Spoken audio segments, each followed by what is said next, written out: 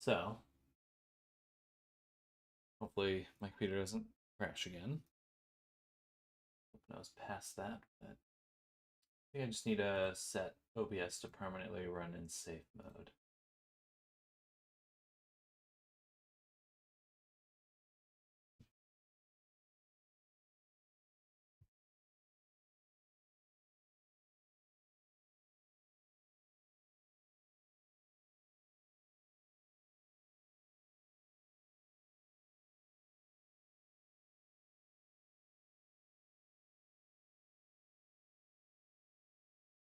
It's good.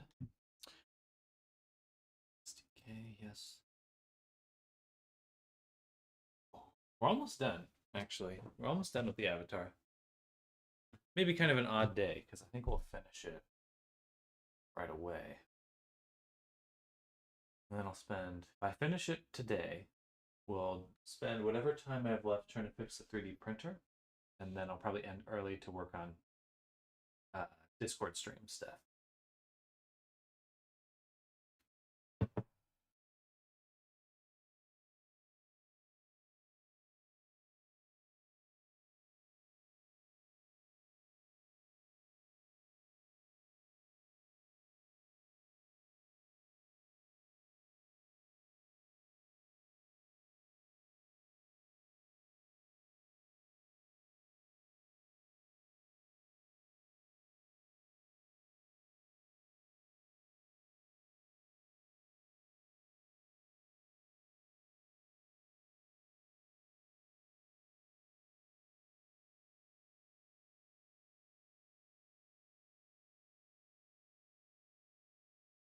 Loading, loading, loading.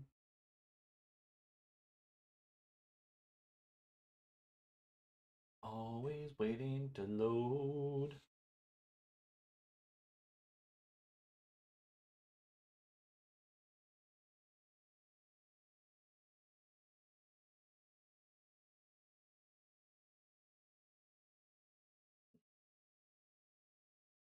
Okay, so let me waylay all of you with a really cool idea. Really cool idea. Ready for another? My weekly idea fixation. Ideation fixation. Uh, so, what we do is we make sharing game experiences the easiest possible thing to do.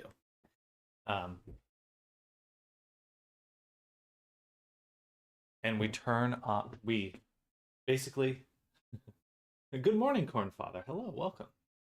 But basically, my thought is instead of relying on a platform like VRChat, what we do is we do peer to peer file sharing, where you have a Unity scene and we both inject Unity packages into that scene. No limits, and nothing like anything that you can put any script in there, you can put any type of logic you want in there. It just has to be contained within the Unity package. And that's how you get your experience. So it's like if you both want to go into the same world, and then you have to pay for your own networking to share, to sync your assets. Oh. Oh. I feel like that makes a lot of sense in the scheme of how things are going. It's just amazing how much stuff the VRChat community has built up. And so it's like, why not just instead of having a company using the Unity engine to make a platform, Unity engine should be the platform, or Unreal Engine, or anything that's, those are the platforms. And we should start ignoring companies.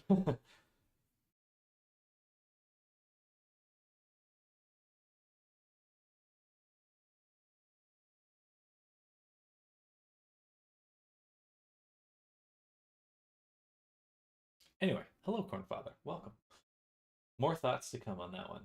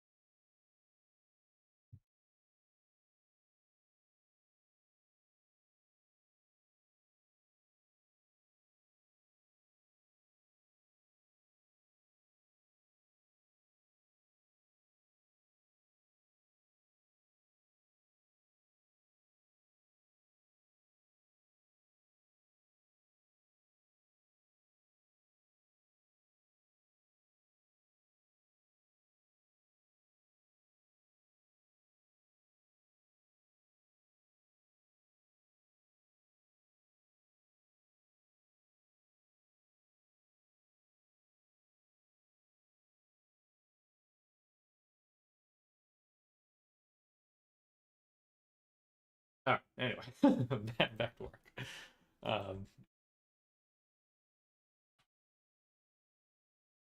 Very cool stuff. Okay. So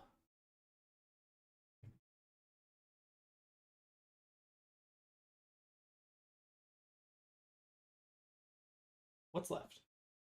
What's left on our avatar?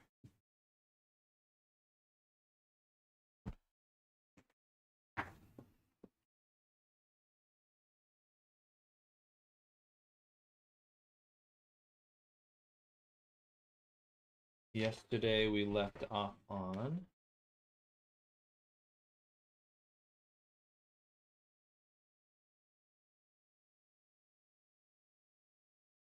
we did the runes, we did the body clips, we had the bandana horn clipping, which we fixed.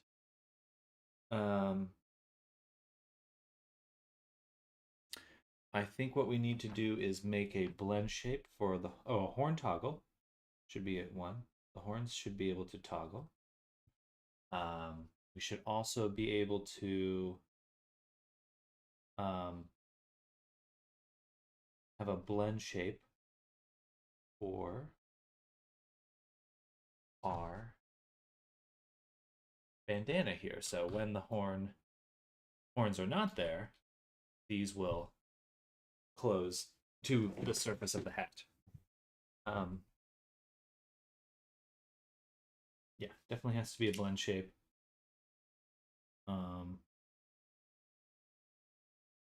That should be easy to retain. It's going to be the only blend shape on the hat. Anyway. Okay, that's good. Anything else? The tail we're always going to have on.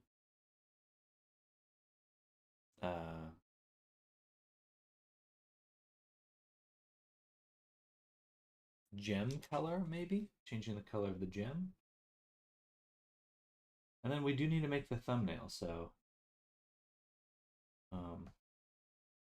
maybe that's all we'll shoot for. And once we're done, we're done. Oh, a few more things. We also need the blinking. And I would like breathing. Yeah. Easy Pazizi.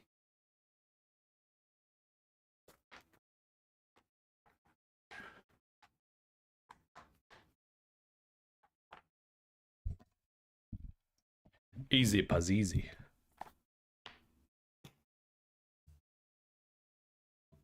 Oh, one more thing. The eyelashes need some tweaking.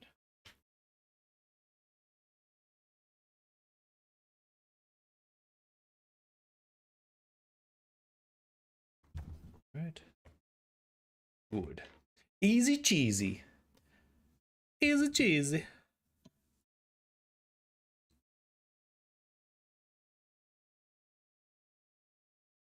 Maybe the hair clipping too.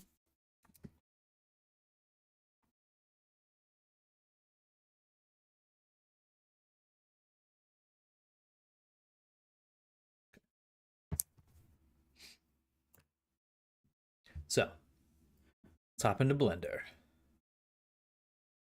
We're going to separate the horns so we can turn those off on their own thing. Oh, my eyes. I moved the light, but it is right next to the webcam now. But it gives me the best lighting, so it's like straight off. Okay, I'm just going to put it there. Hope for the best.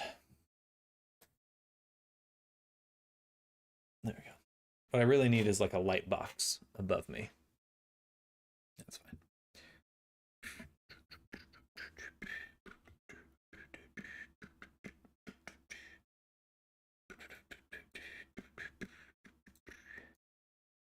Make a backup, and we'll call this hello Nicola 201530. Welcome.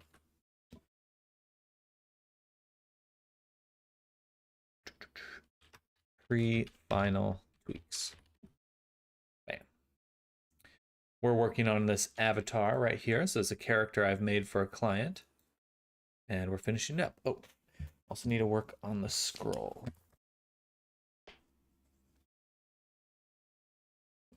Scroll.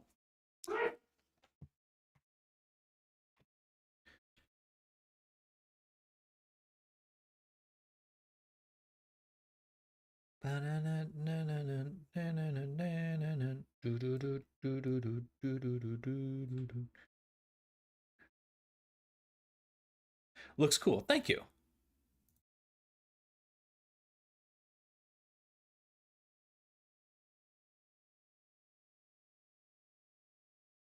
I think we'll put it on spine one. I'm going to create an empty here, and we're going to call this target scroll. Then we'll take the scroll, and we're going to add a parent constraint that targets the target.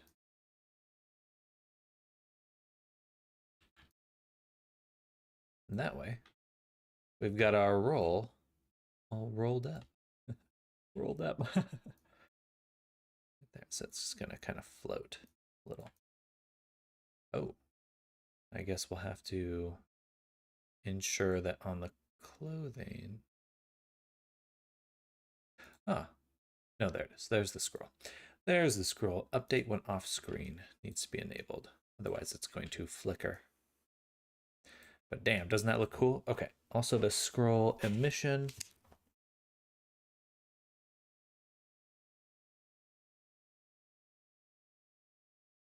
Cool. All right. So we need to create some animations now for our scroll material. We're in the final stretch, though. We should have everything, or have 99% of everything done this morning. How long have I been using Blender for? I've been doing this full time for about 3 years now. And I started seriously learning it about 5 years ago, but I first downloaded it 10 years ago.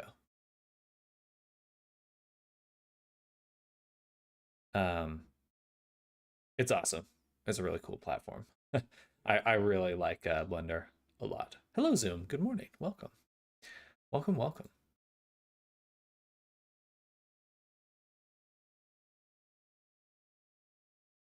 Mission strength, good. Hue shift. And then I think I would want to just also give this saturation.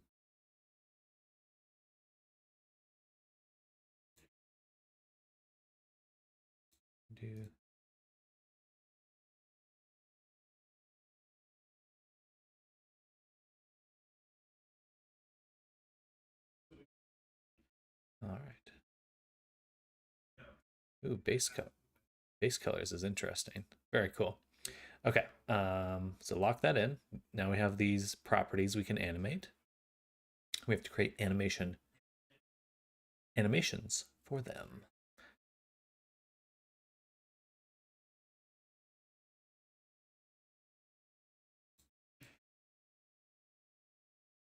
Zoom, how much, you know, I'm going to distract you from work, but if you have a good moment, I'd love to pick your brain about Unity networking. But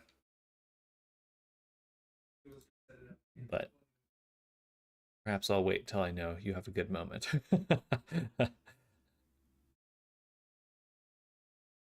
Let's duplicate this. We'll call this Lorian scroll hue. Delete that animation data. Duplicate this twice for hue saturation and emission.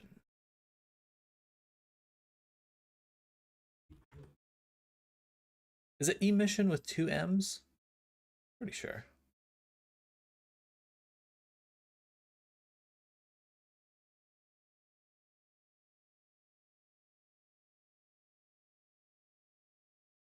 Bam, bam.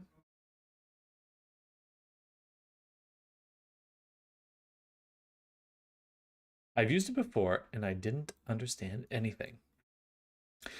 It takes a while. Like both with game engines and 3D modeling, it's just used for so many different things. There's so many different ways you can take it. And a lot of times in a team, everything's kind of split up amongst, you know, however many people. The more roles, the easier it is to actually accomplish large projects most of the time, as long as things are working coordinated. But um, hopefully they are.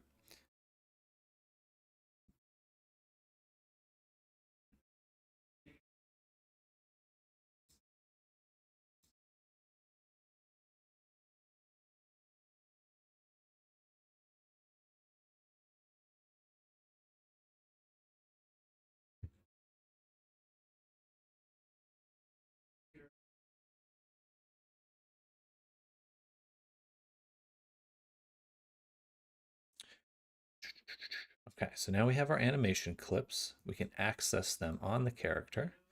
Hit record. Go to the scroll.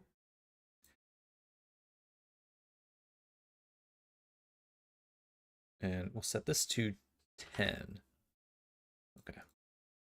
But base level, it should be 0. That's the emission value. And then the hue. There.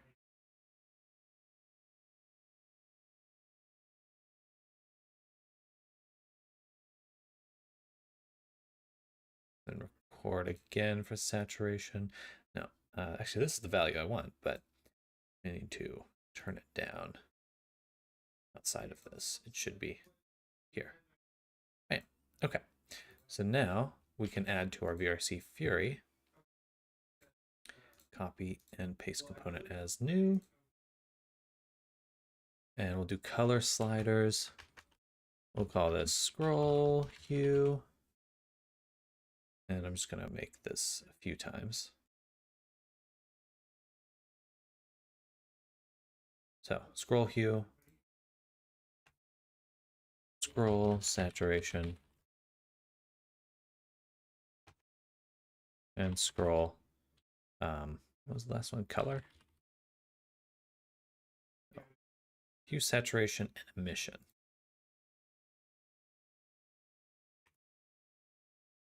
Right.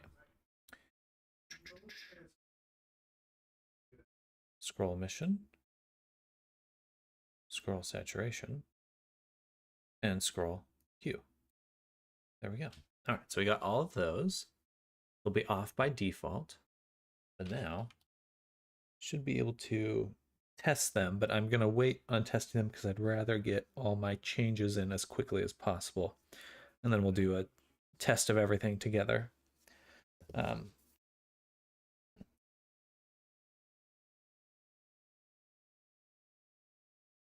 Okay. Next, since we're still in Unity, let's adjust our animation neutral right here. And I'm going to call this neutral blinking. Okay. And the normal neutral we'll just get rid of, because we're going to use this one, neutral manual. And we'll add this to our blend tree manual expressions. Neutral manual. And then in the FX expressions, the neutral here, this should be the blinking one. Okay, there we go. So now we'll have a blink when we need it. And we've got the other one created. Okay, good, good. Blink done.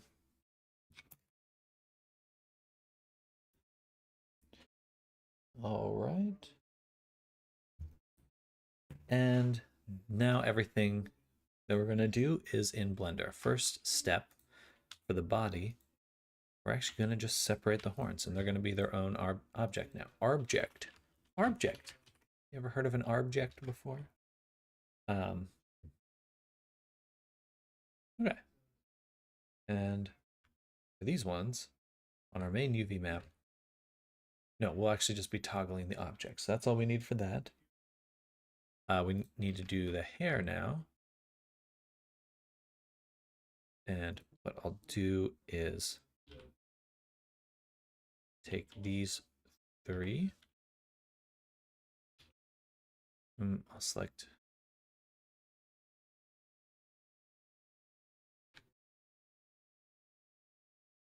I don't want all of them, just want a little bit. Island boundary. Select boundary loop. Grow our selection. Oops.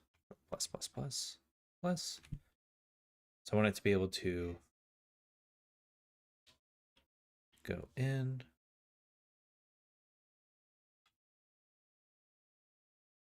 When the hat's on, we still see a decent amount of it. Maybe I'll leave it alone. Maybe I'll leave it alone. So I still see this segment. Or maybe just these two.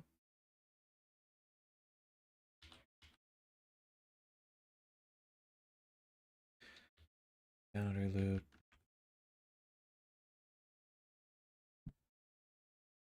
Let's say, yeah, right about there.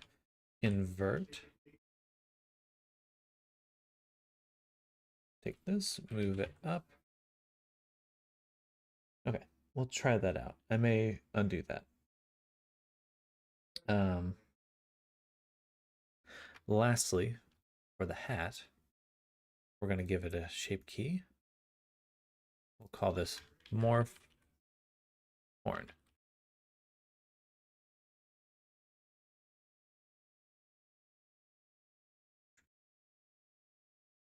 And we're just gonna do this. We're gonna take these, G-stretch. It's just G-stretch for right now. Boom, boom.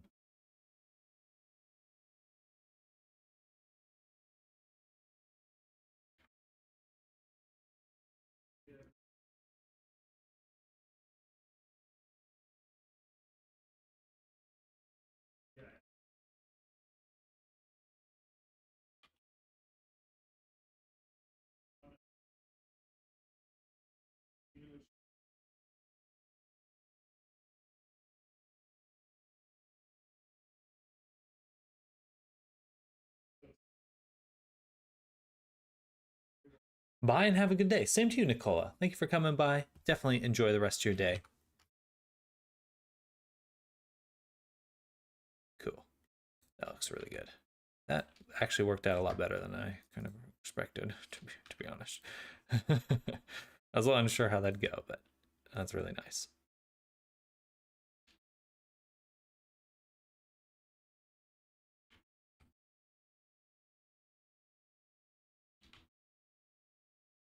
Hello, prankster. Welcome.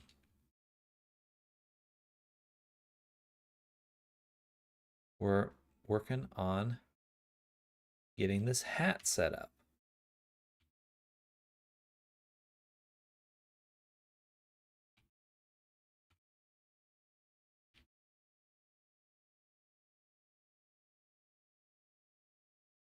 All right.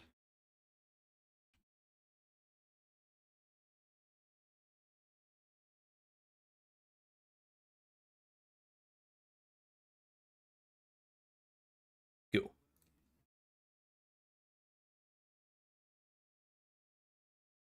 Nice hat. Thank you. I appreciate that. I'll show you the full character in just one moment. Just gonna get this done and then we'll show you what we're actually doing. The real deal. The inside scoop. Sorry, I can ramble. Okay,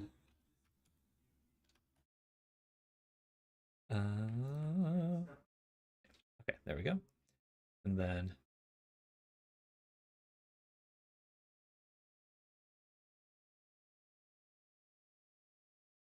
do a little bit of that, a little bit of this, and then boom, boom, boom, boom, boom, and boom. Oops. Gosh darn it. Okay, there we go. Then relax. Relax. There we go. Nice and clean. Okay, so now we can morph between these two. Very cool. Because we'll need it for this character's horns. So this is the full character here, Prankster. Um, this is the from scratch, completely from scratch avatar I've made for a client of mine. We should be just about to finish him today, but we're kind of working on the final pieces of the puzzle. Specifically the hat, because it's made for his horns. So we're going to have it so we can just doop, close it up. Oop, oop, oop, oop. Something like that. Okay, cool.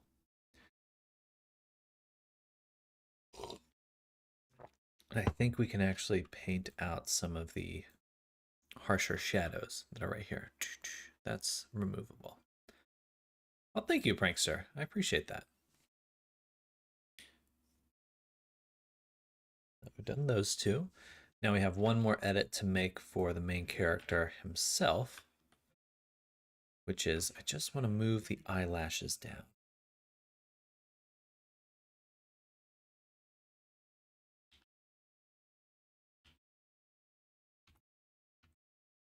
So here, on the basis, I'm just going to take this with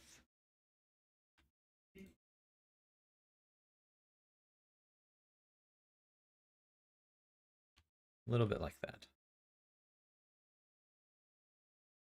And how does this work with our prior blend shapes? Specifically the blinks. That actually works really well.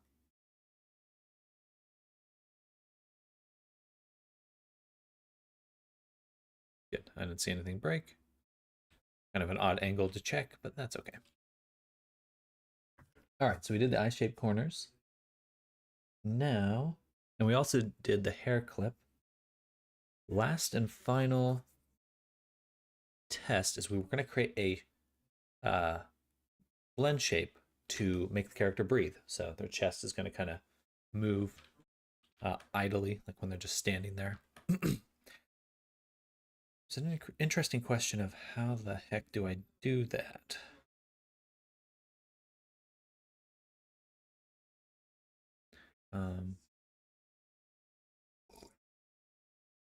I need to transfer just one shape key, or one vertex group. So we'll start with the vertex group on just the body.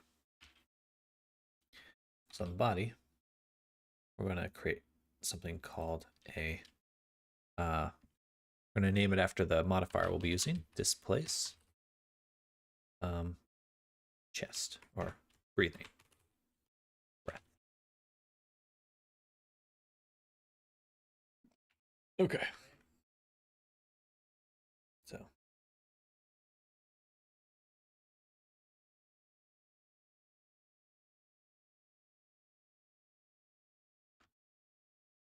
bam.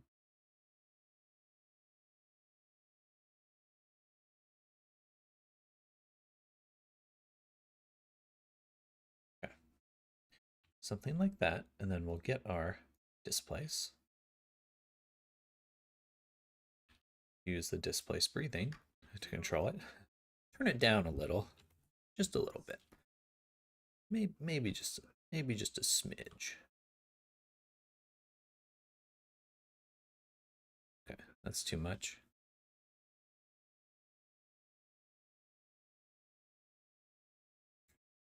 Is that a character for a game? It is a character that will be used in a game. So I'm not sure how familiar you are with VRChat, but it's a fascinating game. Kind of similar to Roblox, but a little bit more risque. But anyway, so this is for a client who is going to be taking this character and using it in VRChat, but they can take it and use it for themselves, like a custom Roblox character or whatever, really. Whatever games offer custom stuff. Oops. VRChat being one of them.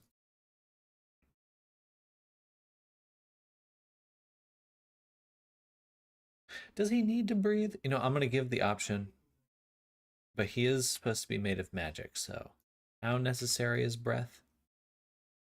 Hard to say.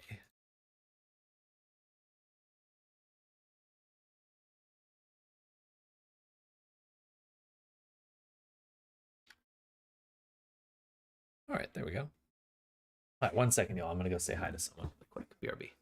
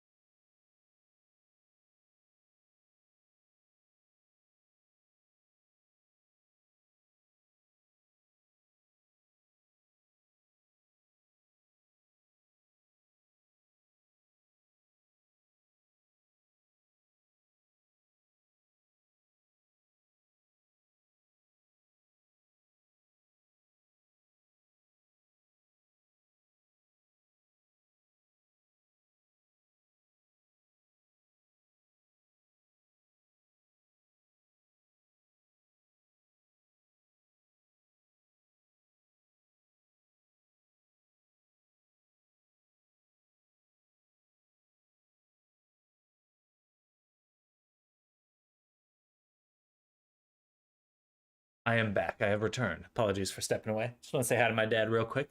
Shout out to you, Dad. um, it's a character for a game. How cool is my character? Prankster. Yes. So, Prankster, your question earlier. Zoom is the commissioner. So it's their character we're working on. Their avatar. All right. So I need to work on the breathing. That's what we're working on. So we're making breath. Oh yeah, Zoom, if you're here. Hello, Arctic. Good morning. Should the character breathe? I'm going to add a breathing option. I feel like it adds a lot, so I'm going to add it either way, even if you don't use it all the time. Kind of a standard feature, I think.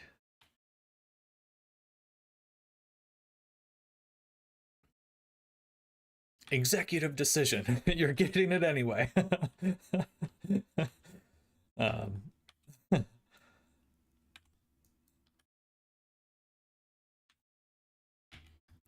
All right, and then I can transfer the weight to it. So we'll do object, transfer mesh data, vertex groups, from active to selected, or is it selected to active? And sure, he always liked copying mannerisms, so he'd probably act as if he breathes. Gotcha, perfect. Active layer, source layer, active layer.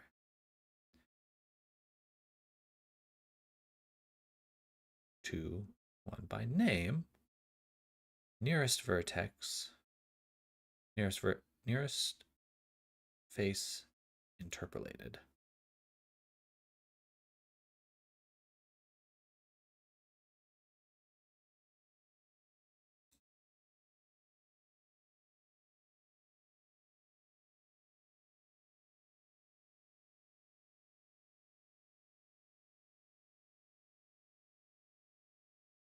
Okay, that should work. And now on here, I should have a nice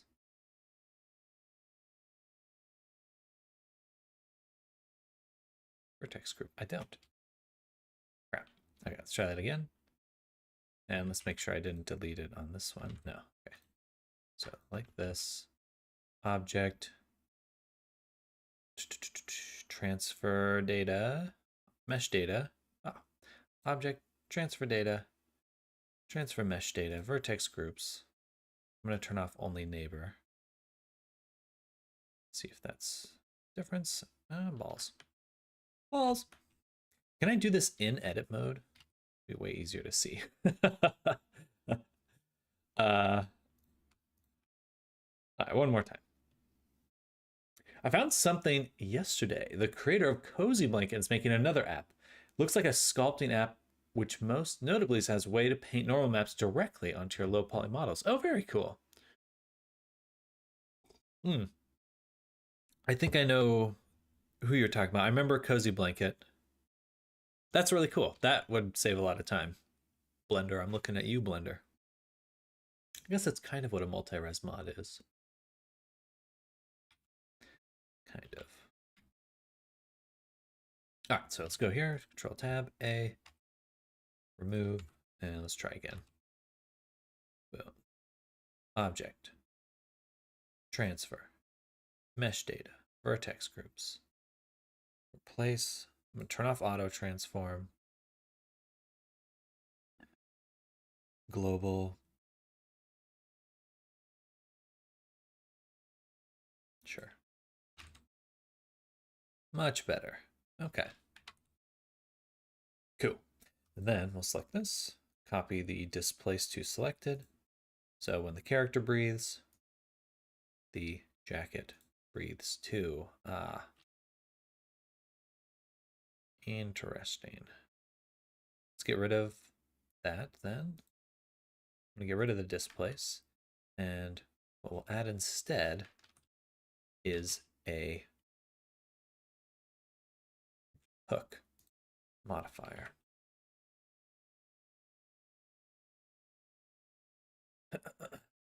I am learning Blender. I will start learning in a few minutes from now. According to my schedule, I will see you later. Sounds good, Prankster. Enjoy Blender. Definitely let me know if you have any questions, and good luck. Good luck. It's hard, but fun. That's what she said. I always forget which settings I end up using for data transfer. It's always a mystery. It's always a mystery. I just jump into it and click every button again. If I can paint normal details as if I were sculpting on my iPad, I would be so happy. Just worried it's going to be hella expensive. Yeah. They did, I think it was a reasonable amount for their retopology tool. I think. I hope. I pray. I'm going to keyframe this. Location, rotation, and scale for our hook. Then we're going to attach this to the empty, which we're going to call underscore hook breathing.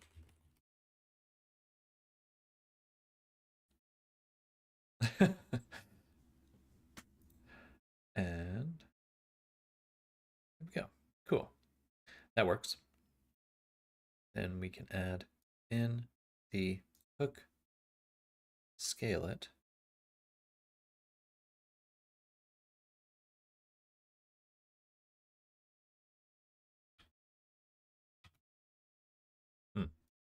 Why not?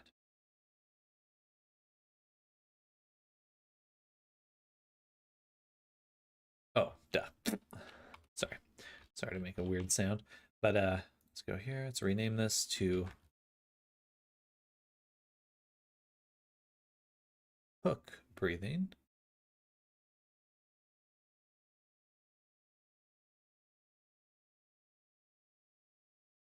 Okay.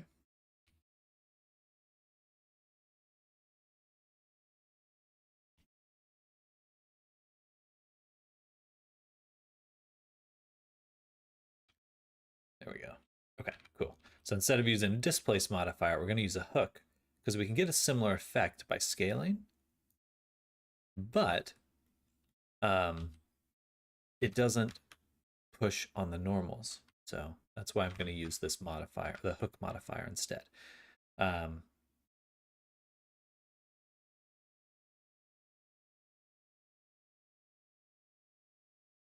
And what I want to do is we'll actually keyframe it again.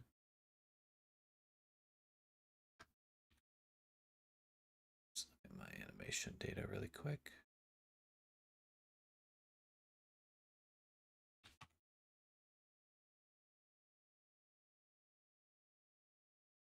Good.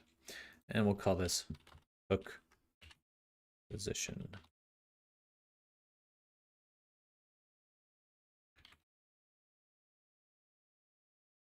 I heard ZBrush is coming to iPad too. Oh, there's already Nomad Sculpt and a bunch more, I imagine. Makes me want to get an iPad for lazy sculpting on the couch. I do really like drawing on my iPad.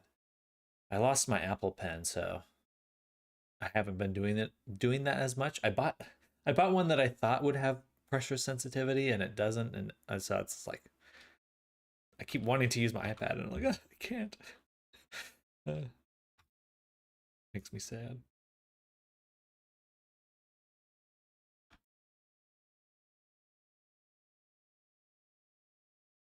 Why can't I copy it to selected?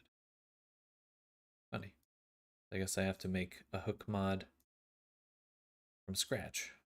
That's strange.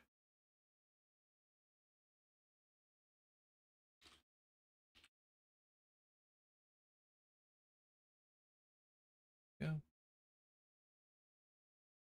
Boom. Okay, so now we can scale it up. And I'm going to keyframe it here. We're at frame 0. Oops. Scale. And that way, you can always return to it and get it again. Cool.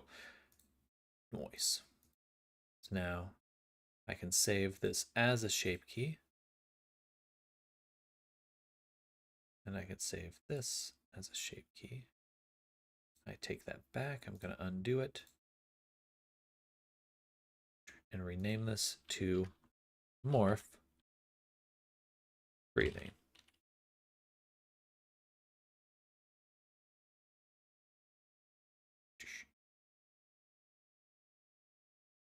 It was a nice solution for texture models on iPad. I bet that would be pretty nice too. Procreate also allows you to paint 3D models. Um,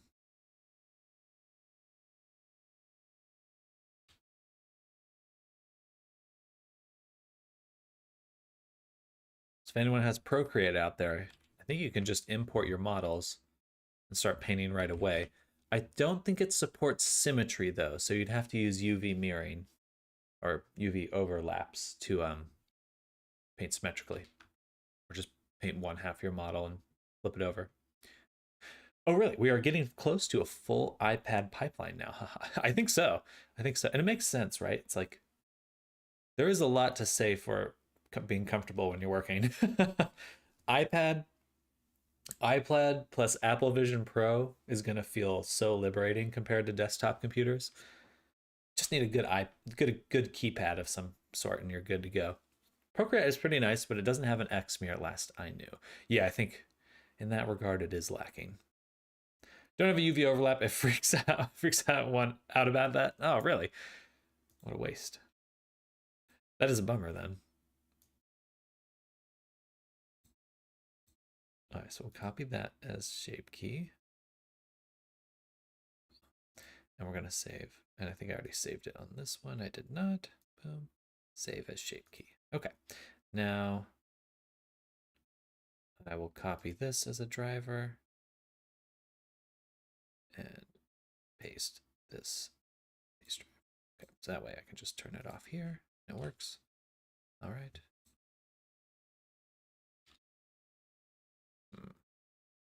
Combine this way.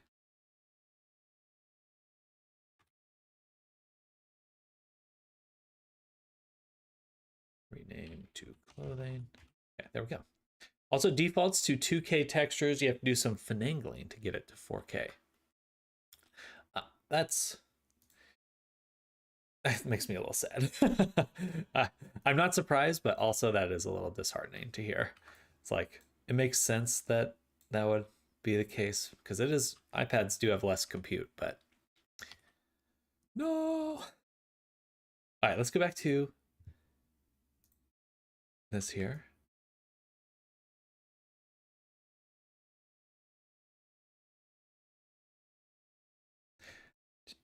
I think it has a warning now if you have overlapping UVs, but the first time my texture model went a little really weird. I would paint one eyeball, for example, but if I tried the other, all the brush strokes just vanished. Oh no. I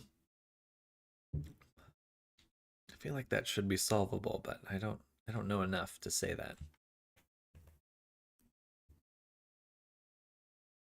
Come on. Come on, companies. They should figure this shit out.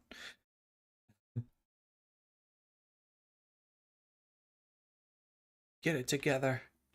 Get it together, companies.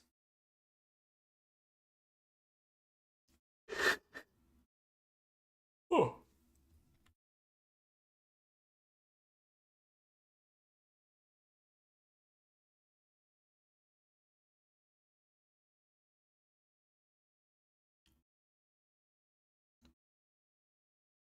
Okay, I think we can export everything from here again. Oh no, I wanted to check the builder to look at how many objects I have.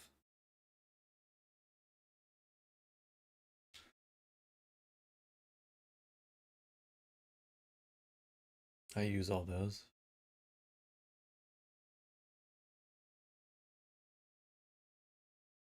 Active pour, why? Bizbone transform count. Again?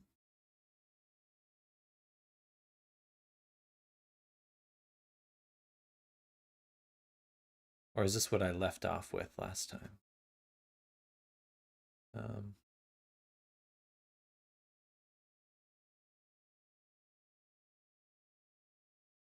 think I have up to 8 skinned mesh renders, so I'll also include the collar. So we'll have a toggle for that as well.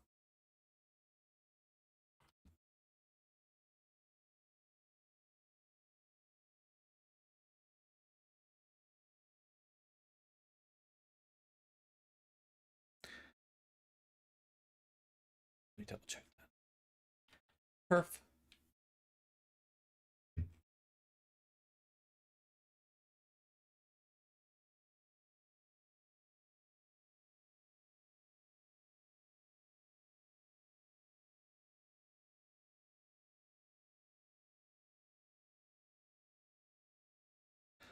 $128. How am I up to 178? 174 Fizzbone transform counts. That doesn't seem right. I do not have 174 Fizzbones right now. Just gonna take this out of the character really quick.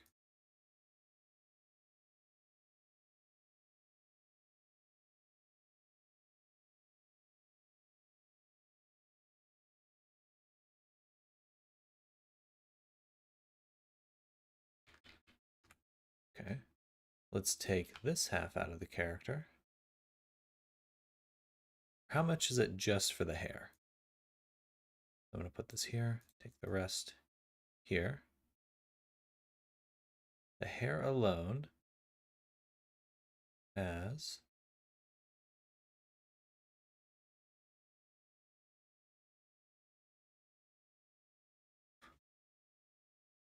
does it not tell me until I go over it? Of course. Okay, here we go. 121. 121 by itself?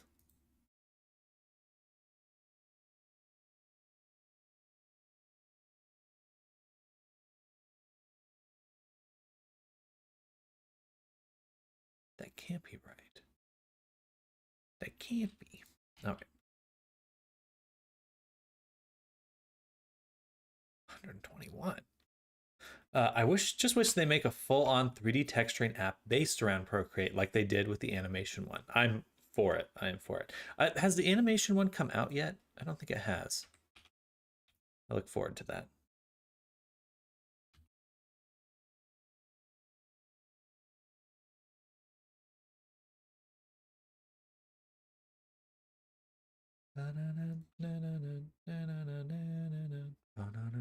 How many objects do I have? 1, 2, 3, 4, 5, 6, 7, 8. Okay. So that's my maximum amount of separate skinned mesh renders. So if that's the case, I'd rather recombine the earring and just separate just the arms or arm jewelry stuff.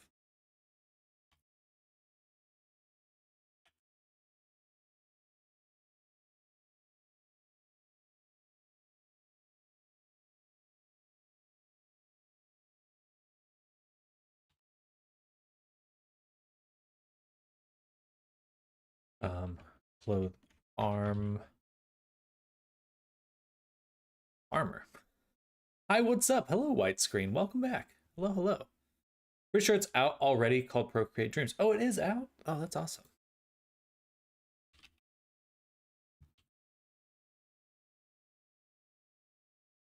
There was something I was looking at recently. So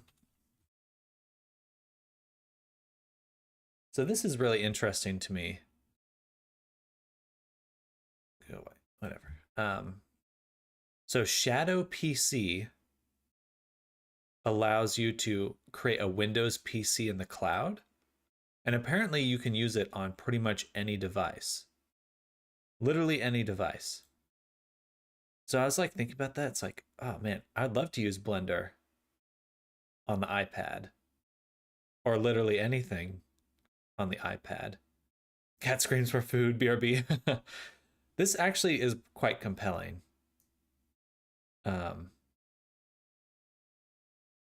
Like they even shown Blender in there. It's like if you were on the go, you could have a really cheap laptop and just connect. As long as it has a good internet connection, you can still use anything.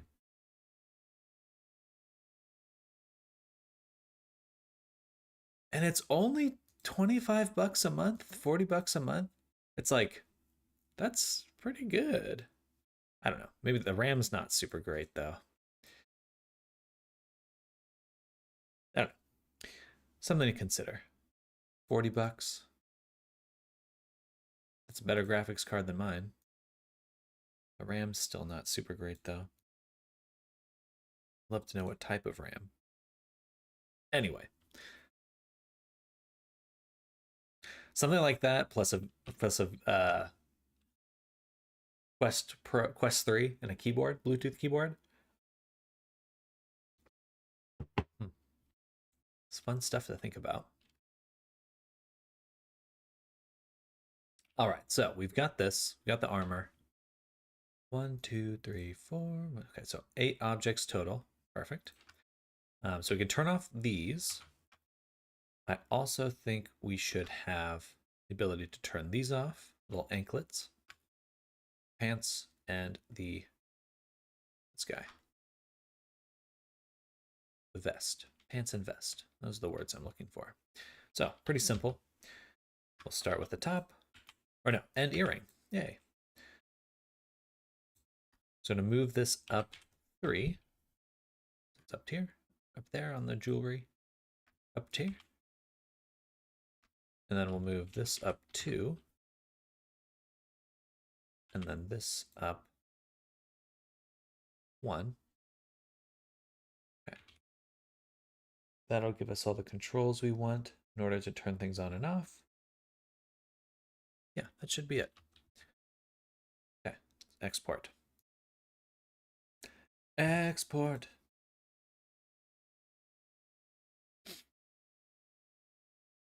And I wonder too if I could stream from that computer.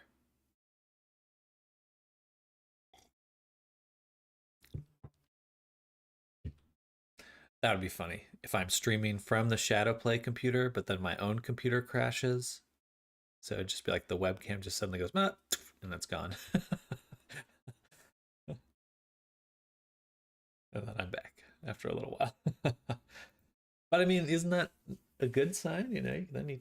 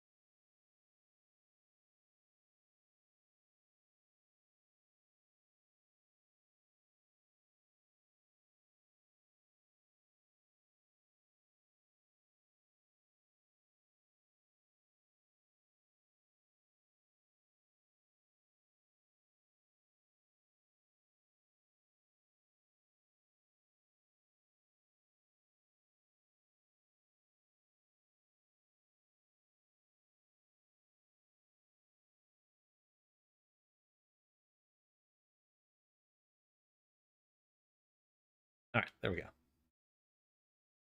Ah, balls. I exported it with the displacement happening. Or did I? Or did I? Right. The fucking project settings. Do this every time. Every time. I don't know why it's so set on doing that. I need to make a script for that really quick.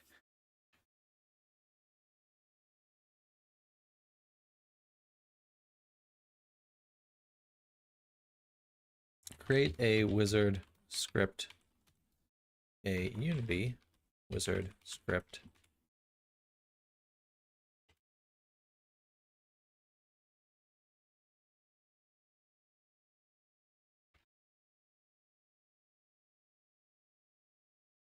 Wets sets the player setting clamped blend shapes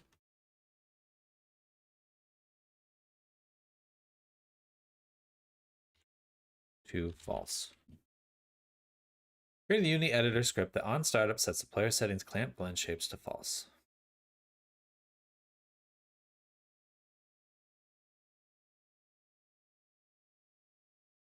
I'm not asking how I would do it. I am telling you to create it.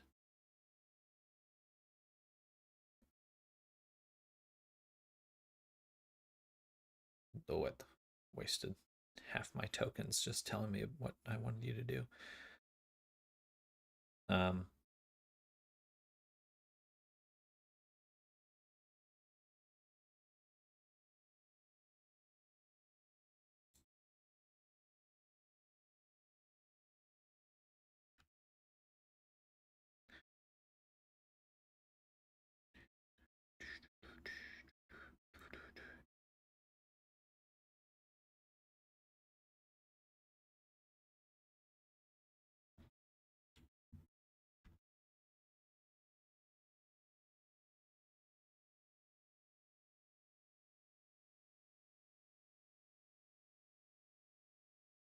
Bada boom.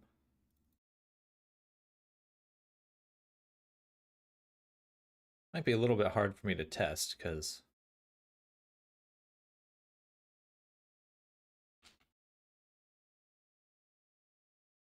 I don't want to close and reopen it.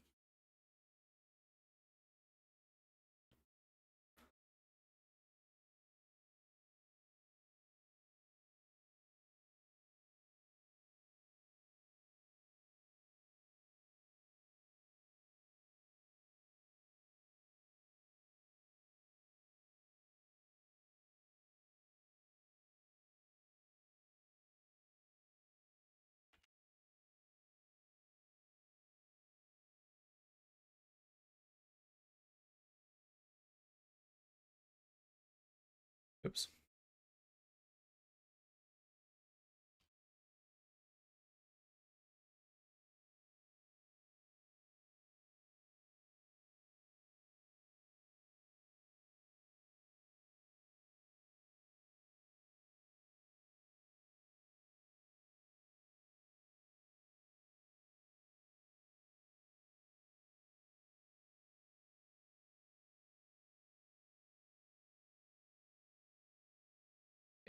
Okay, bye.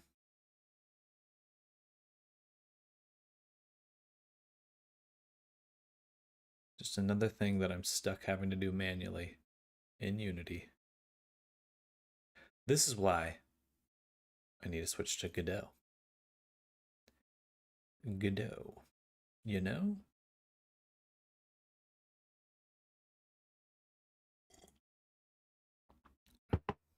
Okay, whatever. We tried. Okay, so now we need to create toggles. We gave ourselves the option to do a lot of things on the low level. We now have separate objects. We can turn things on and off. So now let's develop that. JK. I actually still need to figure out the hair. Why is it 120 bones? Is it really 120 bones? I mean, that looks like a lot. It is 120 bones. Ay, ay, ay. I just don't need this many bones. Straight up do not need this many bones. Okay.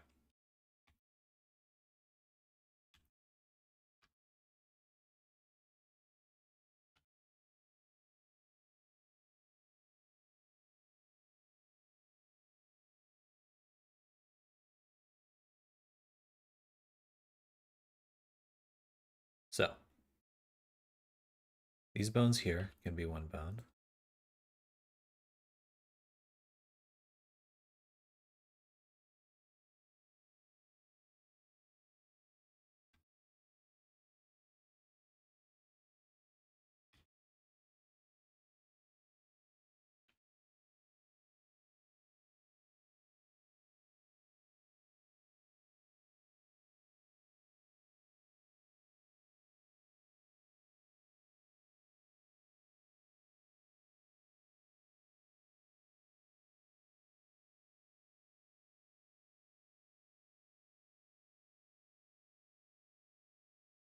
These are the middle ones. And these other ones I'm going to separate. Okay. I'm only going to work on these mirrored ones here. That'll make it a lot easier to delete a lot of these bones. So yeah, I really overdid it with that method that I used to make all these bones. That was a little heavy in terms of usage. I acknowledge that. I acknowledge that. There's still just too many bones here. Look at that one. There.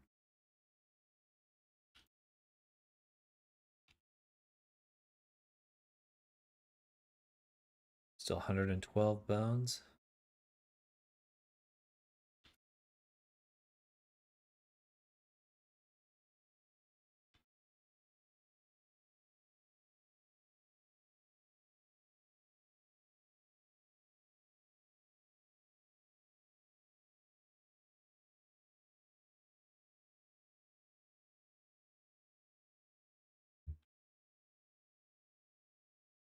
$106 bones.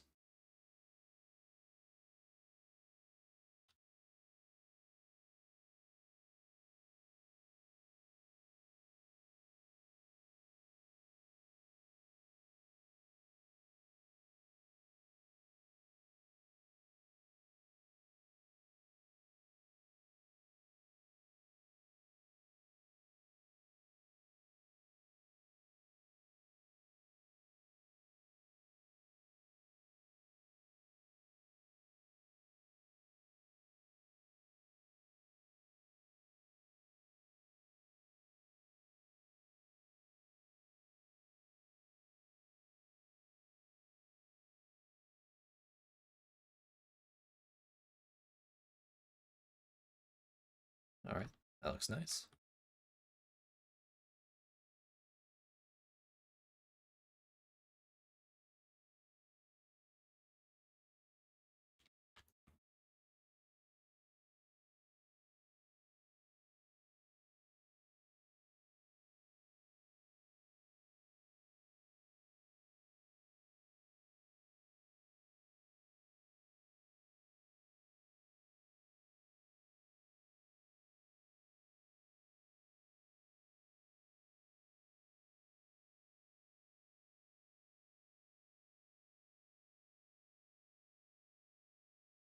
That's hard to see. Holy shit.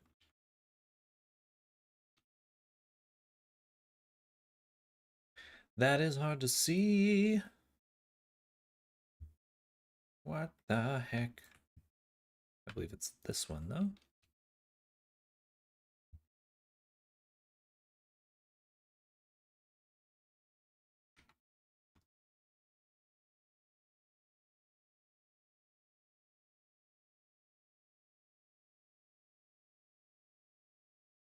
Cool. All right, so everything should be weighted.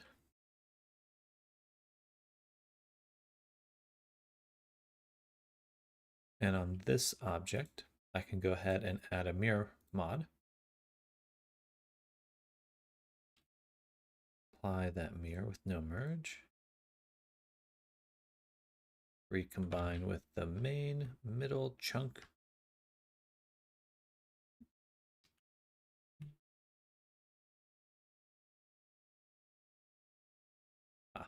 I must have hit apply, but it won't work because there's shape keys.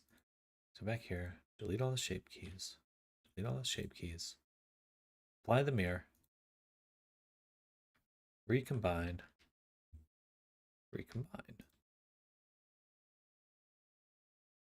Oops, not into the horns. Into the body. All right. That should be a lot better.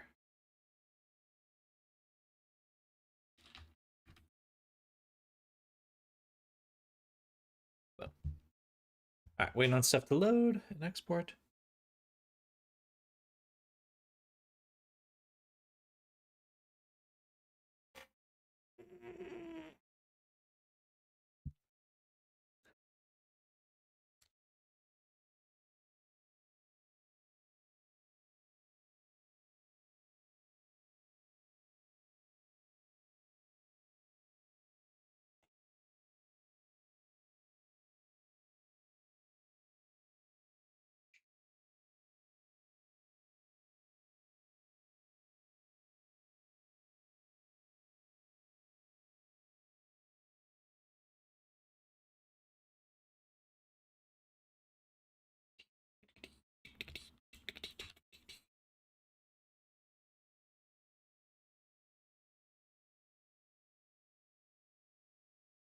I still need to set up the dagger. That is definitely a big ticket item for today. Should be simple, but we need to set it up.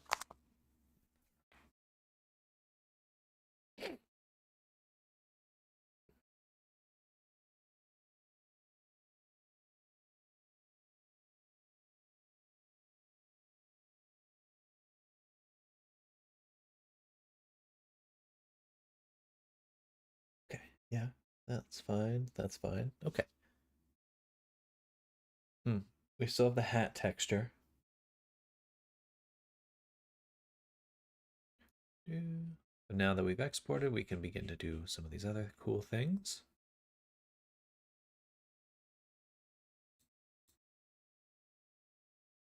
This is going to be broken up into a few different things.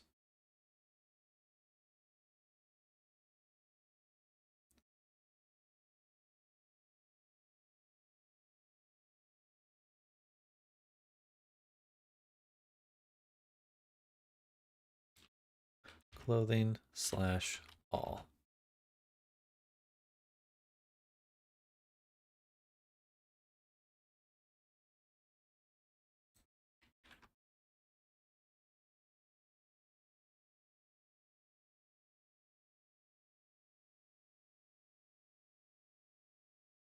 Thought I could drag the components. I can. So much easier. All right, so now clothing all, clothing hat, and we're going to make a few more.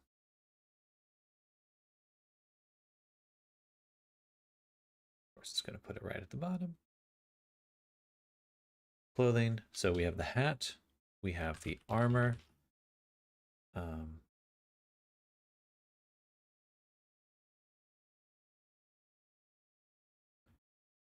We've got the vest. We've got the piercing, or the earring.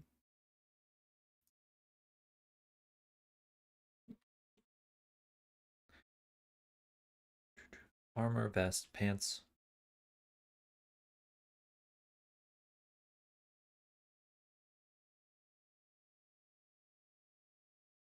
All right. So now each of these is their own thing. The armor we can just do as an object toggle.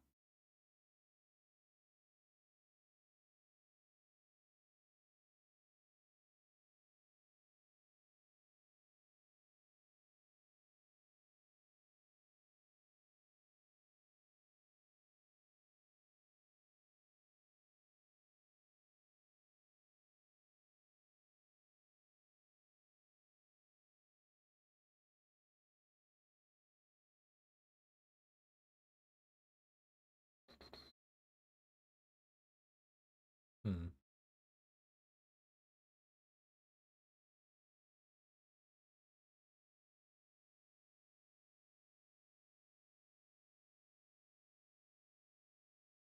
If I use an exclusive tag,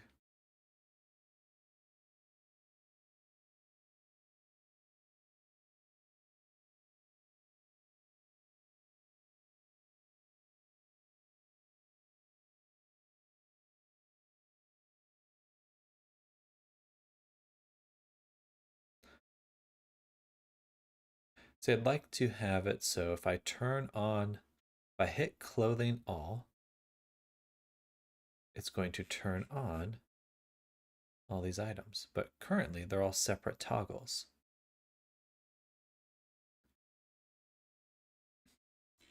So I guess my question is what happens when they are competing?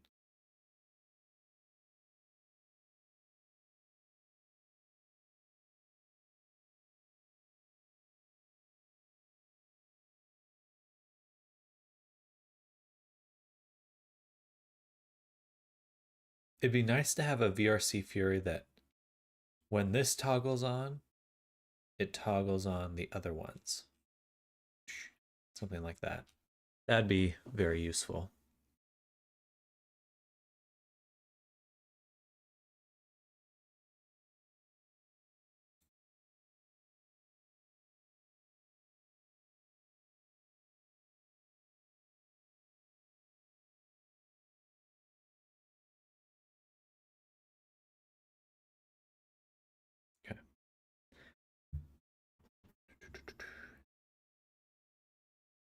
we'll use the exclusive tag, clothing.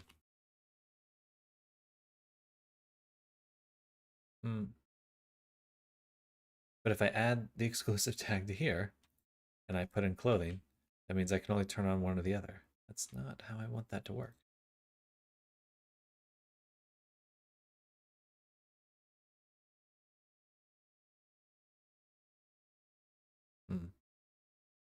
Well, we'll give it a shot, see how it goes. For now, we'll just try the armor.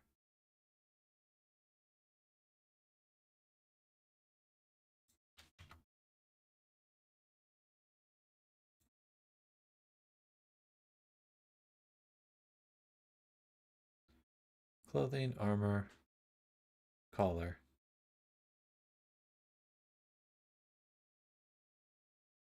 Hat.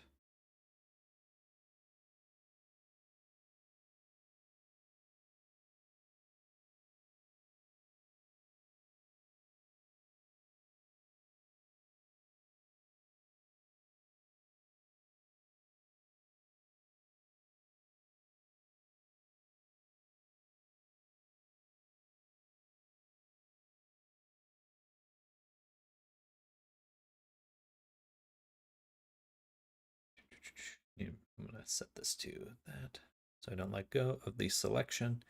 PB hat brim. Should be fine. Should be fine. This will give me two ways to test, because I can turn that on. Yeah, let's see. Interested to see how these work together.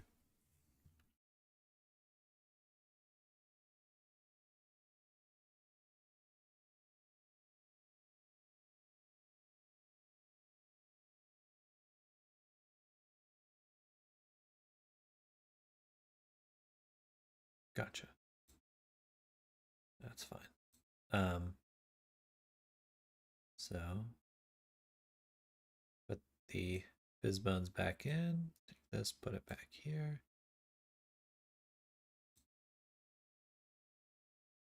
I'm juggling a few different problems right now. That's fine. Okay, perfect. But we did fix the bones, thank God.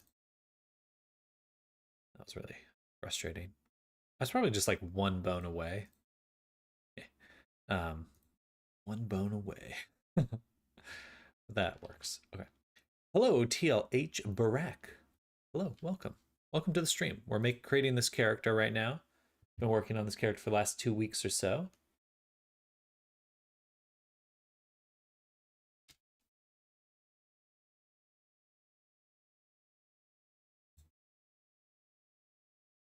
That seems nice. Thank you. That is nice. I'm very pleased with our progress here. Good luck. Thank you. Thank you.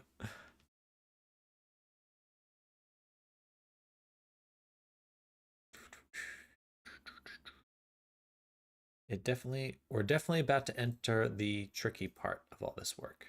Should have had the emulator working.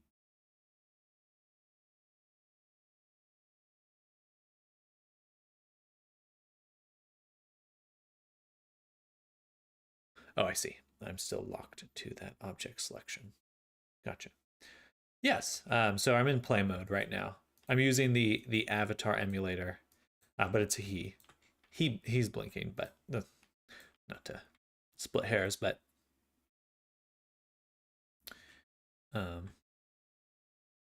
yeah. So we're using the emulator in order to actually test and stuff. Turn off the floor collider.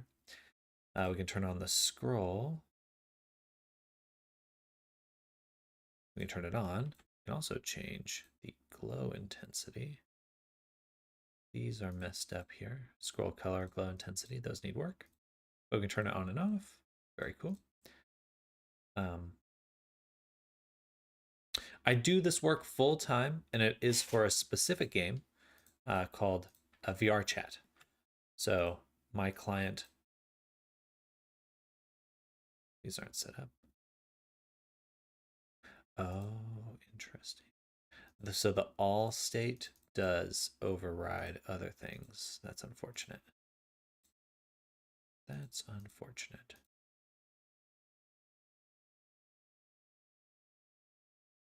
So if I have all on, like right now I can toggle the hat. But if I turn on all, I have no ability to toggle the hat. Gotcha. Let me try just one thing. What if I just change the order of our of this clothing all? What if I put this at the very bottom of our stack?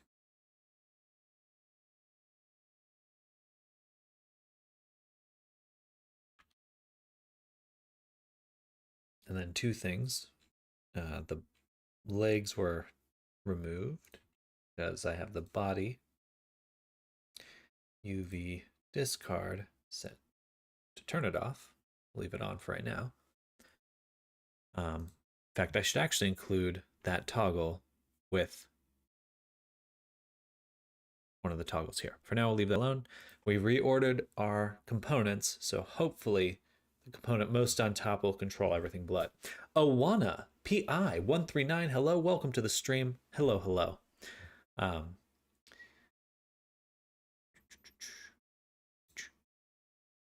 we go.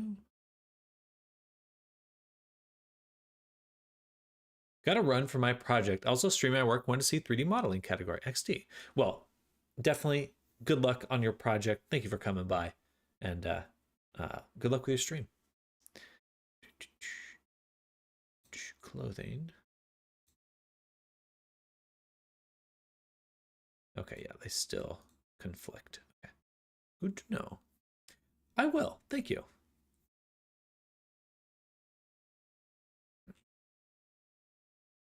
So remove clothing all.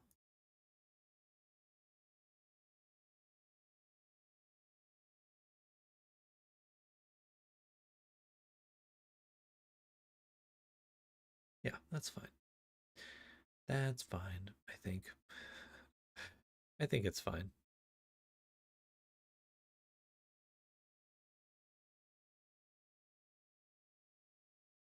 Put this with our other clothing. So clothing, hat, armor, vest, earring, pants, all those things are there.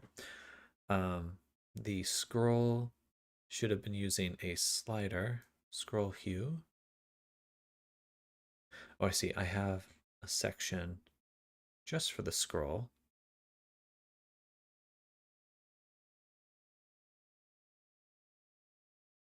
And I guess I'll put the clothing, the scroll into the clothing. Clothing scroll.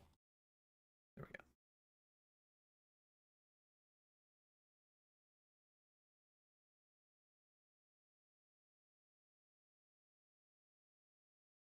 Bam. Bam. Clothing scroll. Why don't you add Gogo Loco?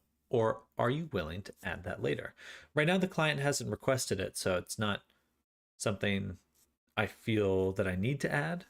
I do have laydown included, which is just some basic posing stuff like that. But Gogo Loco's nice. Last time I tried it, it felt like a little bit more trouble than it was worth. But it may have simplified that since then.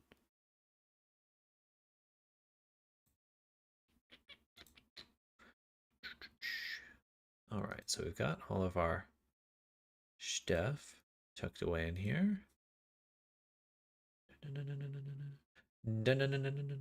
Now we need to create the animations for the toggles. So we'll create an animation clip. Are you a VRChat creator as well, white screen? Lorian.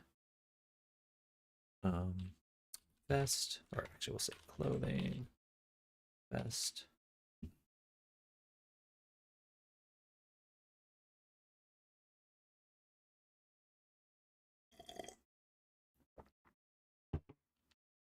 Pants and earring. Okay. Oh, and then the anklets.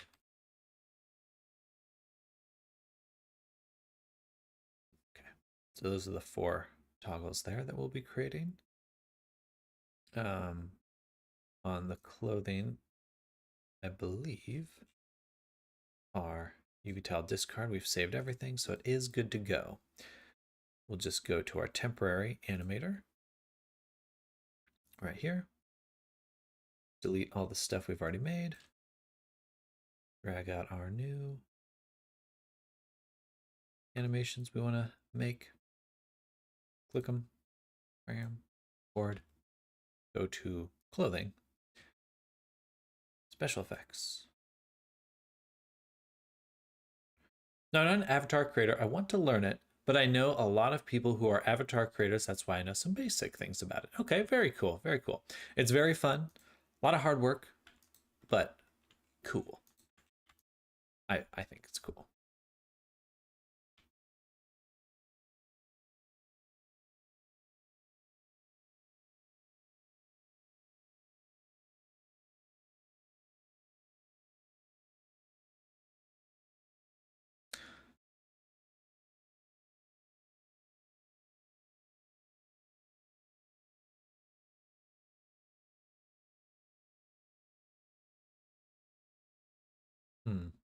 Do I want to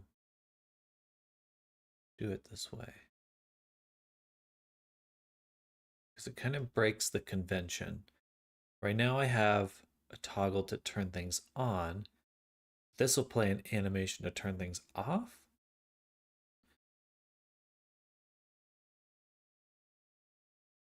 Let me try with this one on. What happens when we just do these two?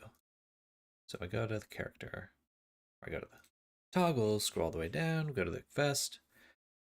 Right now we've done the anklets and the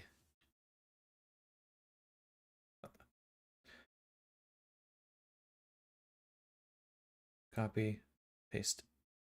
Oh, god damn it. I just close that. I hate that that button's there. Why is it in the same spot? Okay, get out of here.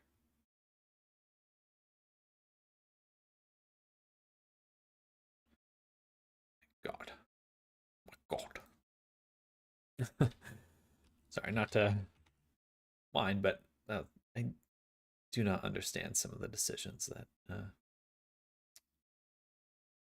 VRChat has made. Or no, Unity has made, excuse me. Animation clip. So we have the animation clip for the clothing earring. So this will turn it off. Whereas on the anklets, this will actually turn them off. The difference in how we're toggling that value. But how will it create it? If it's right defaults, it should be the kind of default setting of the character that determines the direction we can go with these values. Okay, that works. So I turn it on, it turns them off. Cool. For the vest, nothing. Did I do the vest though? It was the earring, and the earring does nothing. Okay, which makes sense. Let's try one other thing.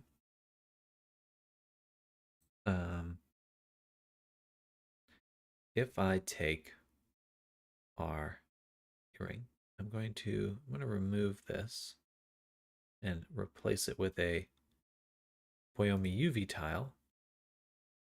So for the clothing, it should do what? Bottom left is 0, row is x-axis, column is the y. Pretty sure. So column 3. This should be the topmost one. Okay, let's try that.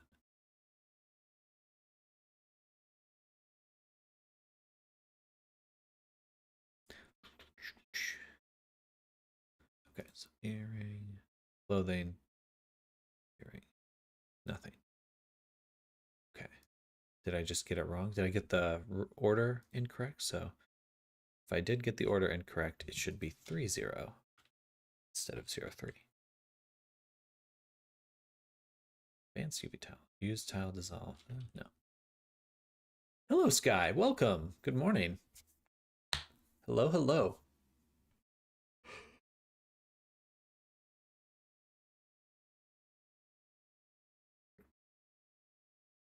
Nothing. Nothing.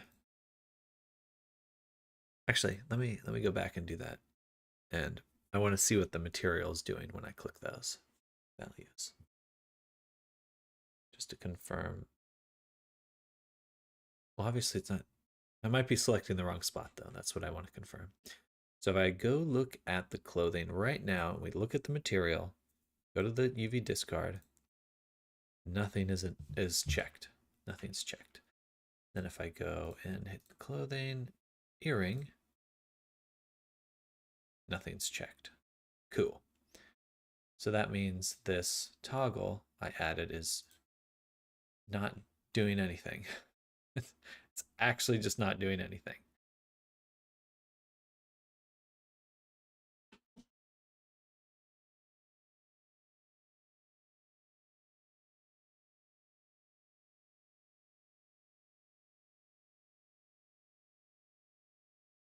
Oh. Renamed material suffix.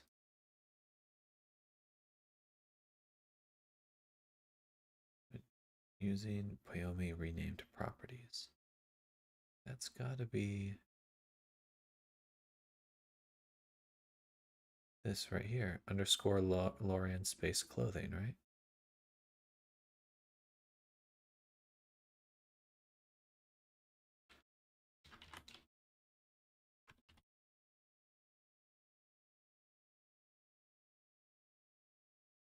Maybe that's what's missing?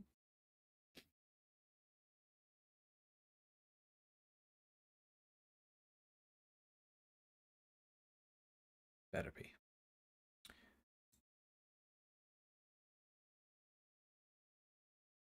Still nothing.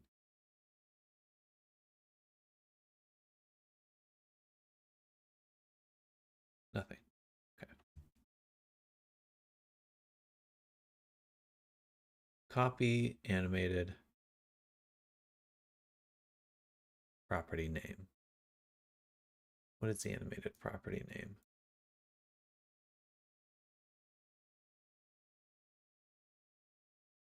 Apparently there's no spacing in here on this side of things. Go to VRC query.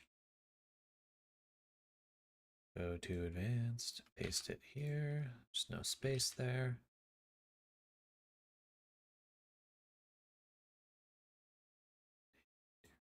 Material suffix.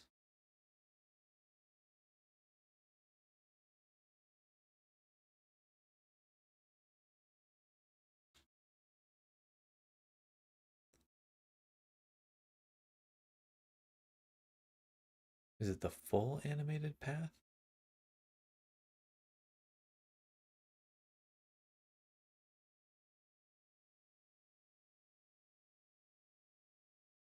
This is annoying. Why can't I just use this? It's not even touching the material. Okay, so it's not touching the material at all.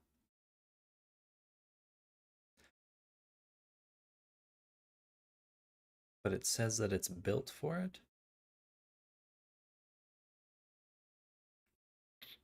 Sky, good morning. Now I know why Zoom asked me about weather yesterday. Huge storm. OMG.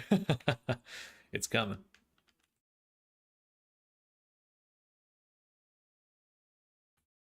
Maybe it's this whole thing here.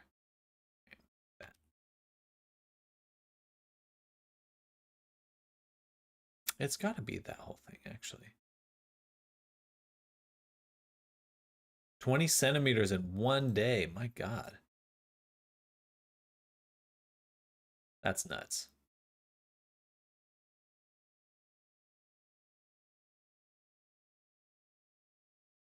Nothing. Okay.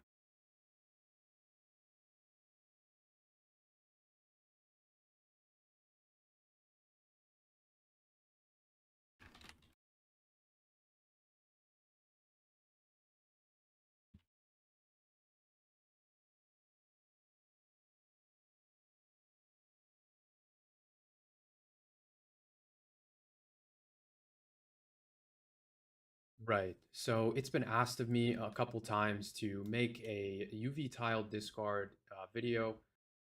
So you method. So I could have my ears and tail using this UV tile workflow. Make sure you are selecting the proper UV. We created a second UV, and to make sure you're selecting that one here. I've already set up a UDIM discard, or rather UV tile. I want VRC Fury, please.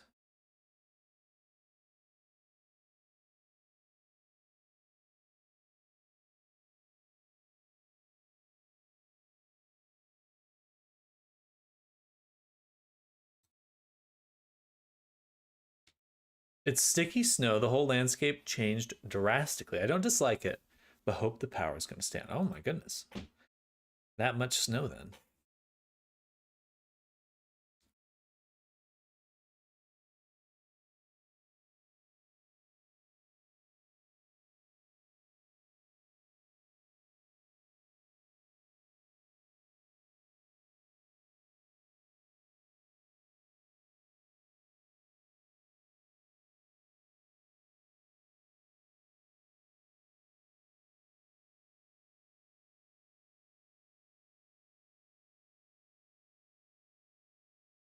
VRC Fury, this is not enough. You are not explaining enough on how to use that.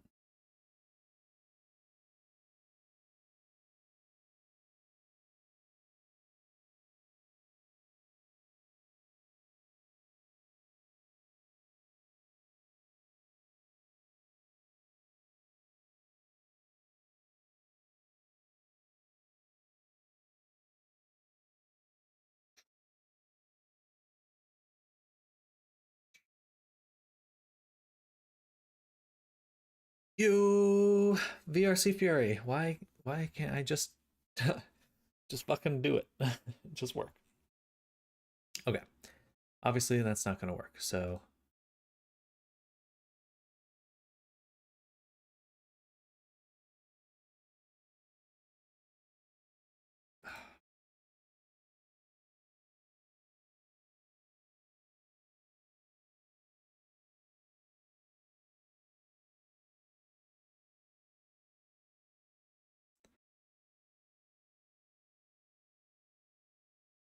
I feel like it's just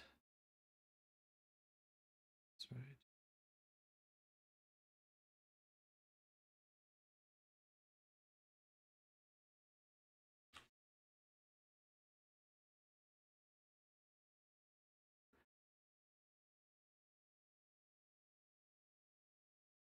Material suffix when using Poyomi renamed properties. Suffix.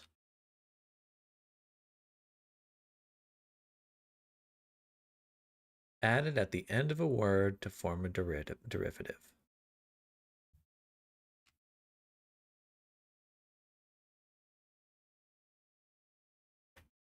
Maybe no underscore. Perhaps the underscore is what's doing it.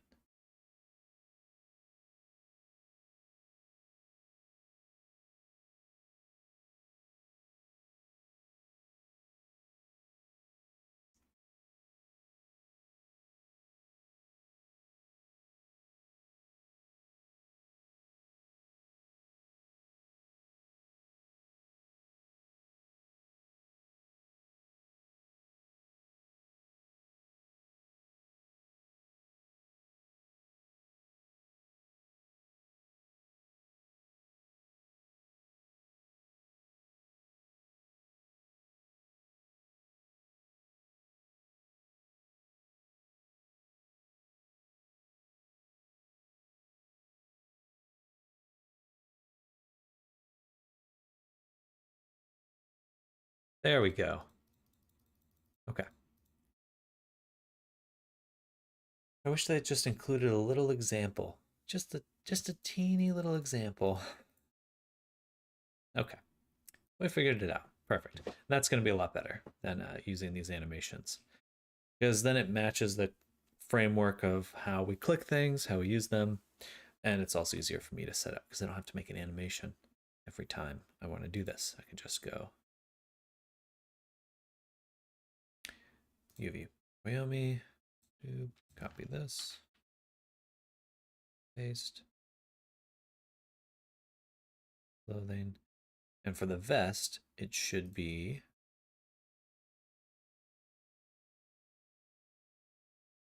the 20. Okay.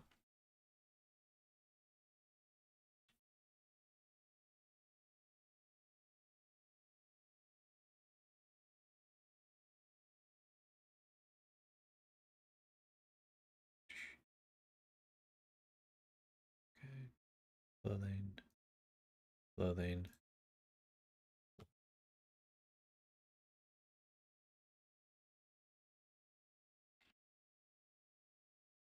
All right, that looks good. So we can toggle these different chunks here.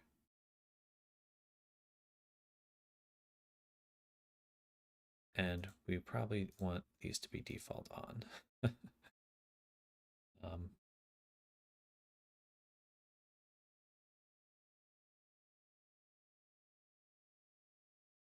oh.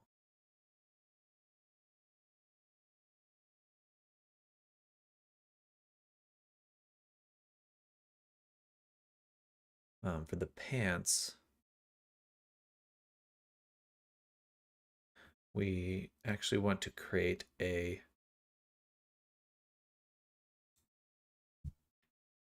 no, not exclusive off state. There's some sort of back and forth thing. Hold button, drive, separate, enable transition state, near.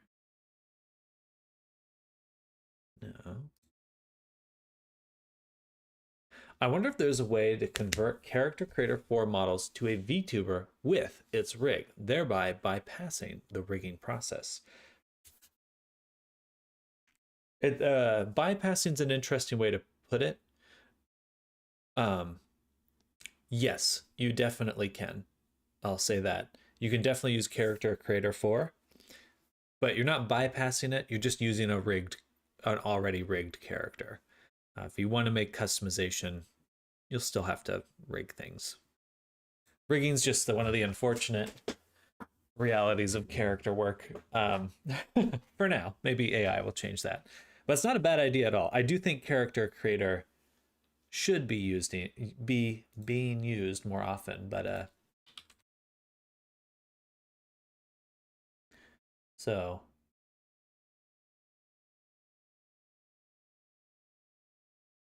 I believe the Character Creator Reallusion, they have an auto setup for Unity. Excuse me. See, it automatically attaches it to a humanoid skeleton, shader assignment, all this kind of stuff. So I think it should be a relatively straightforward process, you know, compared to some things. Not necessarily a guarantee it's gonna work right out the gate, but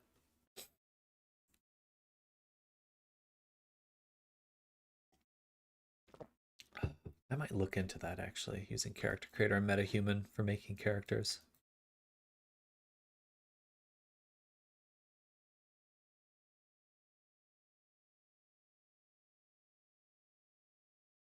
Anyway, anklets, pants, vest, earring, armor. Those all look good. For the pants, we do want protect with security. What does that mean? Oh, that means hold, hide when animator disabled.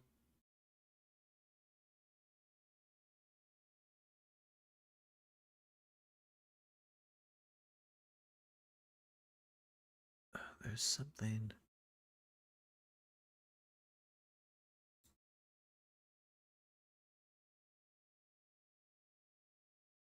Okay, here we go. When toggle is enabled,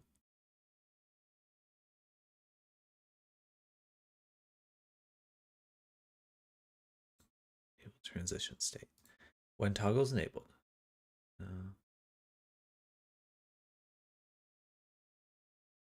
then do this until turned off.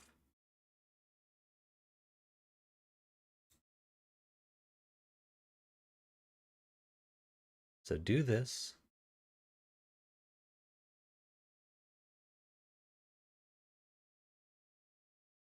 No, this is not what I want. Nope.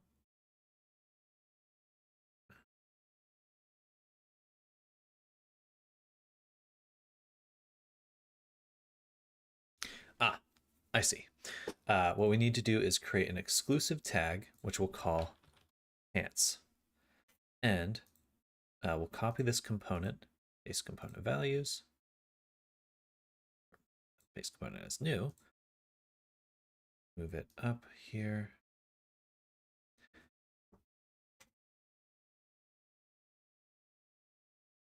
Where'd my other pants go? Bam. Okay, so we have our 2 pants, but this one we'll say is an exclusive off state.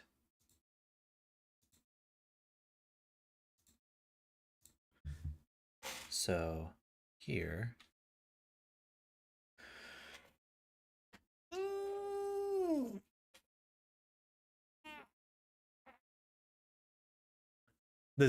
I think Reallusion has a download for the same AccuRig used in Character Creator as a free standalone .exe. Oh, very cool. The ZBrush to CC4 pipeline is amazing, allowing for one-click transfers back and forth.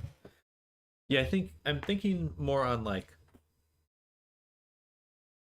for more realistic characters, that is starting to make a lot of sense. Just have a very standard way of like making hyper realistic characters, because you can edit and tweak them to your liking quite easily.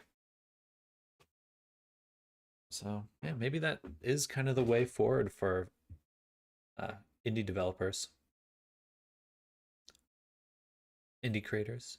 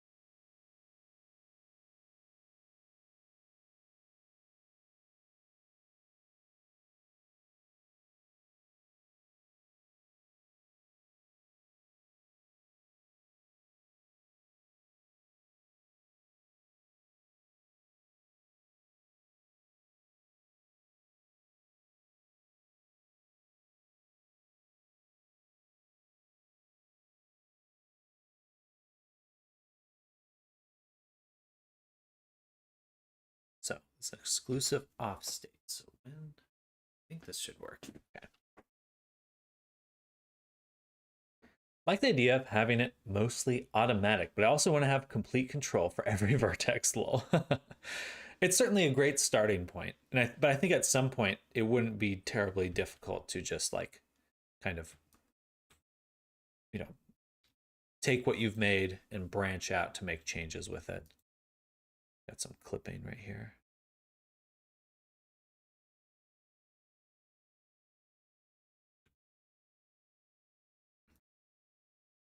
Good. We figured it out. There's a little bit of lag when that happens.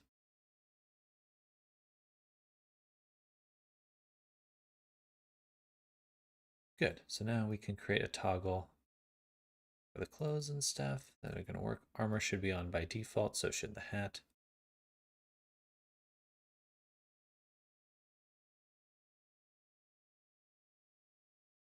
Scroll, we'll do default on as well. It should be like this. Save. You can with ZBrush. I mean, even if you had a base mesh just from Character Creator with all the weights and rigging and stuff, with mesh data transfer and just some smart ways of using only Blender, you could really easily extract a lot of the stuff from it.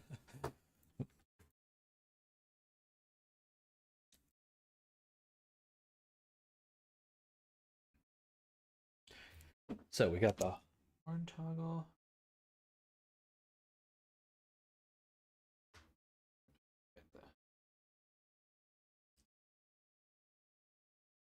I did this one.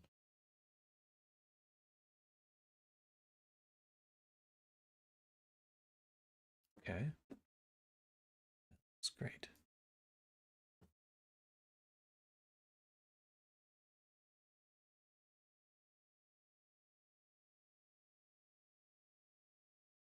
Oh, there's so many color sliders.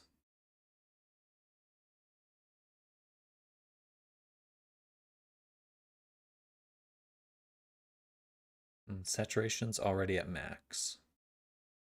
That's something to tweak. We can change the hue.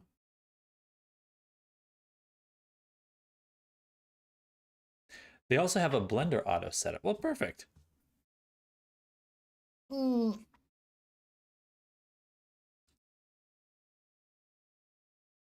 I think you're onto something though, Phantom.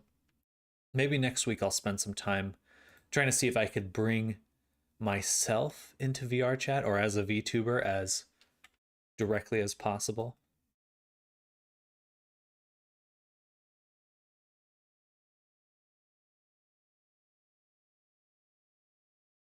My expressions are broken.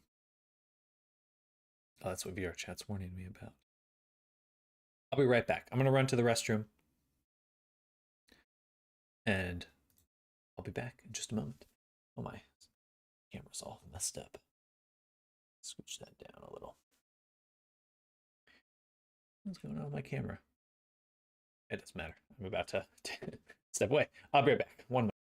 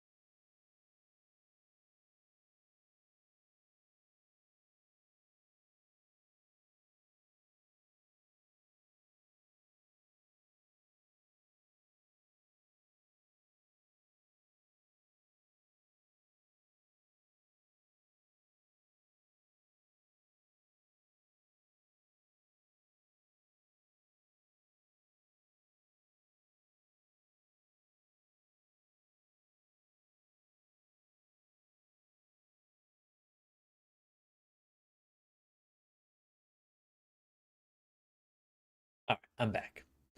Houdini lets you do custom weight painting on top of the automatic skinning while staying non-destructive. But then if you could change the typology, it will fall apart. Blender is so nice because you can edit the mesh UVs and weight painting all at the same time without major issues. Interesting.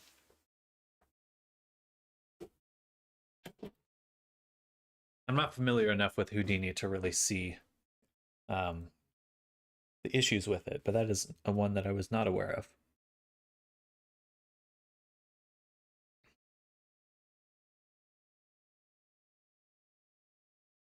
Kind of surprises me a little bit.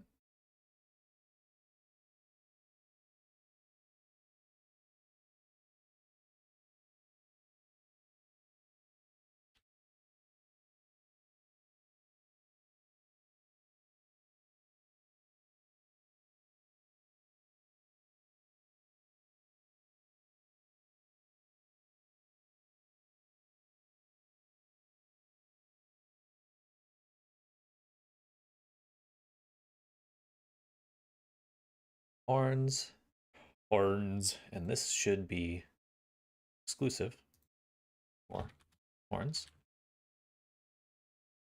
And we'll make another component.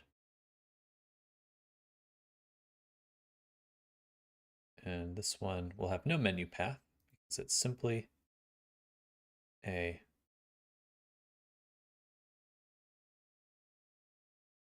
blend shape for the hat.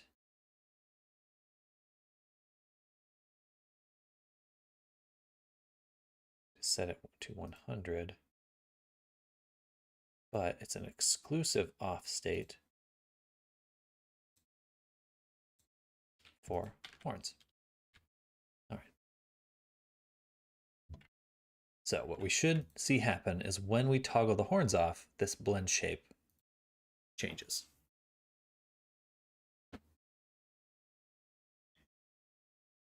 I think the next thing I want to get really good at is, oh, cool.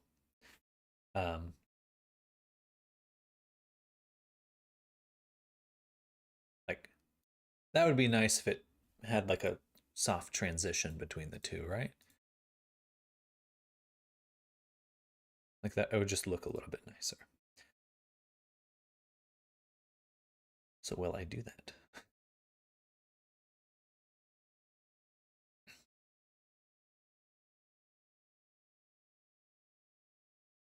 Not right now. Not for this one. I have to. If I do it to one, I feel like I have to do it to every single one. That would take too long. So, we will not do that for now. One other thing, though.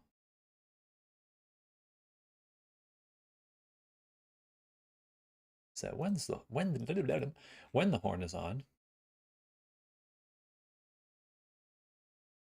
I also would like it to use a clip on the body for the hair, which I believe is, just make sure we're spelling it right. So if I copy, oh, I don't even have the discards enabled, so let's do that. Unlock UV tile discard, or this one right here should allow us to toggle this little chunk. So when the horns are on, the hair will adapt a little. Yoop, yoop. Yeah, that looks a little nicer. I didn't want to mess with this one because, yeah, I like this better. Excuse me. All right, so Houdini has some really crazy procedural rigging. It's called kin effects. Houdini's out of my league. I opened it, looked like an alien software, and I closed it. All software is alien to start with. I did see someone mentioning on Twitter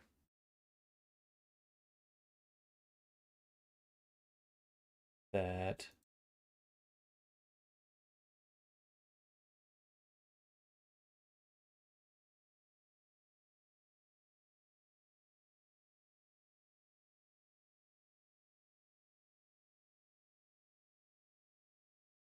man, where was it? It was really cool.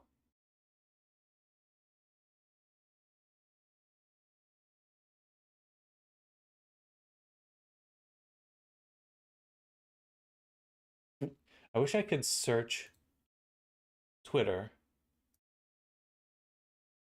search filters from anyone, people I follow. Okay, cool. I can do that.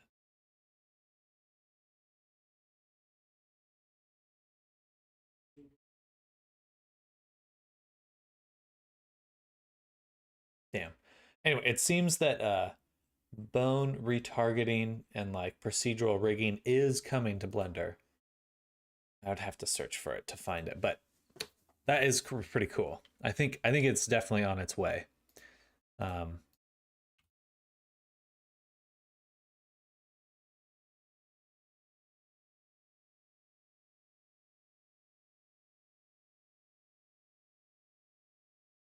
Hopefully. Hopefully. Give it to the people.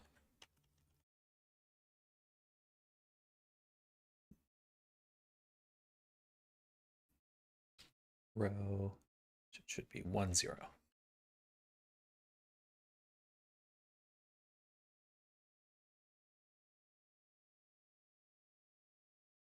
Oh, I should have put default on as well.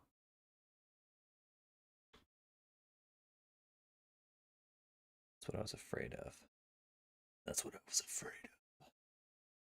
Okay, so I want to do it the other way. That's fine. Show. Get rid of this. Set this to default on. And then on this one, this is where we add Wyoming UV tile for the body with this material. Bam. And 1 0. Bam. Hello, Loki's Serpent. Welcome. Welcome to the stream. What are you using to make this? So there's a few programs that go into this, but generally it starts in the 3D modeling software Blender, where we make the actual geometry and stuff that we then paint in a program called Substance Painter. So that's the second program. And then we bring it all the stuff we make, the model and the textures, the rigging, into Unity. And then we upload this to VRChat, which is a game built on Unity. So it's kind of a multi-step process.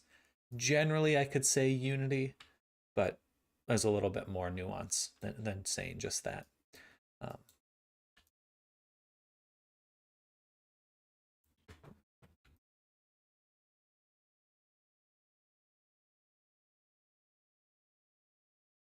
I'll stick with video editing. It'll all blend together in the long run. Oh, we also need a toggle for the collar. How do you guys feel about OpenAI's Sora? I think that generative AI is interesting, compelling. I don't like the fervor that a lot of people online have taken, where they're like, "Oh, I'm so excited for artists to be out of a job." That's definitely disheartening to see. I think generative AI is going to be super cool, definitely a big part of the future, but probably not quite production ready, not quite as production ready as we'd like to think. There's probably a lot of cool things you can do with it, but when you want something specific, generative AI usually struggles quite a bit, and then you just end up making it manually anyway. So I feel like this idea that, oh, AI is going to come along and replace everything, it's like it's definitely going to be a part of what we do, but I think the moment you want something specific, generative AI usually can't provide it by its nature. Look at it as a tool for previs. That's a good way to look at it. It's a bit frightening, but I think artists will have their place for quite some time. I think the whole idea of like AI, AI replacing artists. It's like the moment AI can completely replace the entertainment industry, all other industries are just as fucked. Sora should definitely, like, the moment it can do all of these chaining together tasks, coordinating things, working together, publishing this and that, like, that's a whole big box, and there's so many tasks in there that apply to different industries as well. So I think the moment artists are fully facing the full brunt of an issue like that, so will all other industries. Sora should definitely not go into common use for the same reason you don't sell tanks to kids. The sheer possibility for abuse is just astronomical. So there's an interesting thing that is happening right now with the open source versus closed source AI communities, where there was a tech startup recently that created a way to use OpenAI's ChatGPT to have it start doing coding and stuff. And it was a significant increase in its capability compared to other solutions out there. A week later, the open source community basically remade that. Similar, comparable levels of productivity increase. So as much as we want, so I do agree there should be some general restrictions on tools, but it may not be in the hands of companies I think that you would have to make governmental regulations in order to actually enforce standards like that. It wouldn't be up to OpenAI. At that point, we might be more like pets, the AI overlords. We're already pets to humans, so depends on what you're more comfortable with.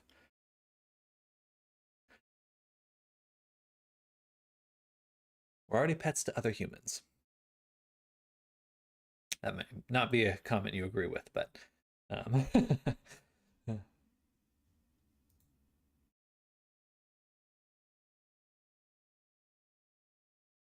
drop the collar there.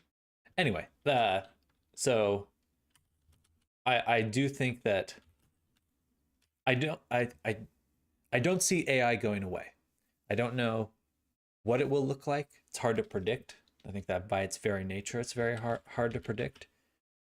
At the same time, I don't particularly see it just eliminating artists. I think it will actually probably do the exact opposite initially. But only time will tell. It's certainly guaranteed to be interesting, is it not?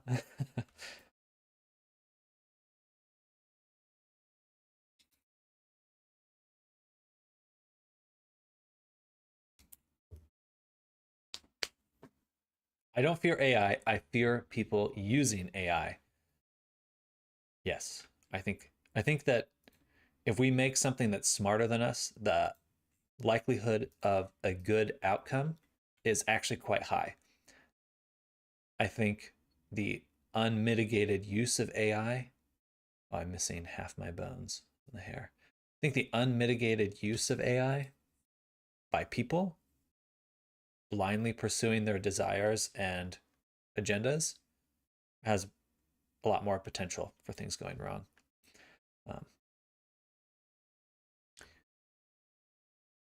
But interestingly enough, I'm also of the mind that that the only way you could actually ever deal with AI going wrong is with AI. It's like, if AI goes wrong, the only way we could ever fight it is with AI. Like, we as individual humans would probably be pretty incapable of combating it directly. Like, we would need just as powerful tools, but on our side. Anyway, but that being said, with like the concept of AGI and the singularity, I personally think the singularity is much further into the future. Like, even if we develop AI that's as capable as humans this year, it would still take like 10 years for our entire economy to really adapt fully. You know, there might be initial shockwaves at first, but for it to proliferate into our entire society, like, that's a matter of logistics and resource management and like infrastructure, and that's going to take a lot longer, even if we have magical AI.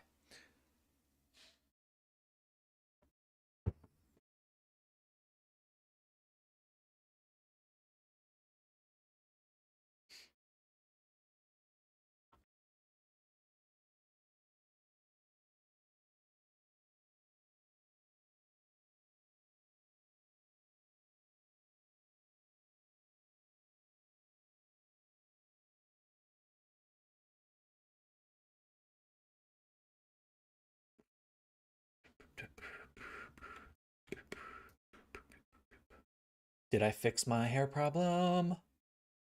No, I did not. Damn.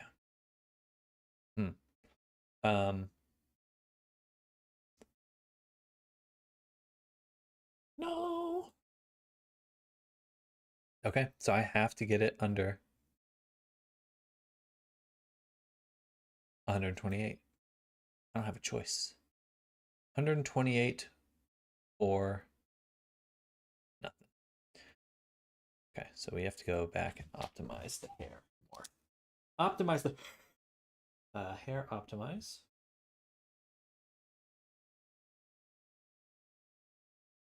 Our fizz bone transform count is too high. I could also probably optimize that as well, because the bones that we have on the inside of the hat brim don't really affect anything. I could probably also minimize the amount of bones in top here. Okay, so that's our plan of attack. That's our plan of attack. In fact, let's do that first.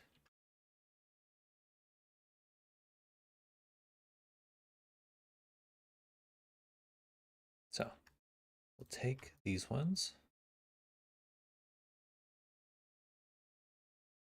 and delete them.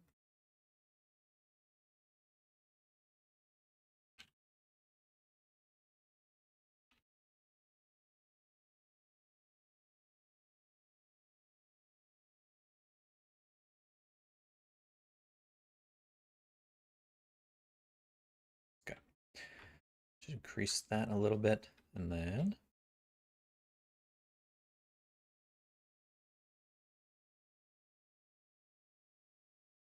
that's not affected by fizz bones. That should be fine. Those are good. I'm just gonna dissolve this one. Ah. There we go.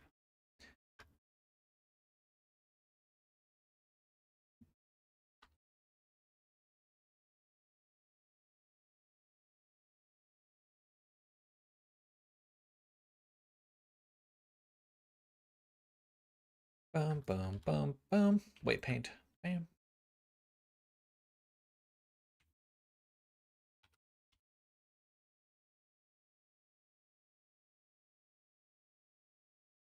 So I eliminated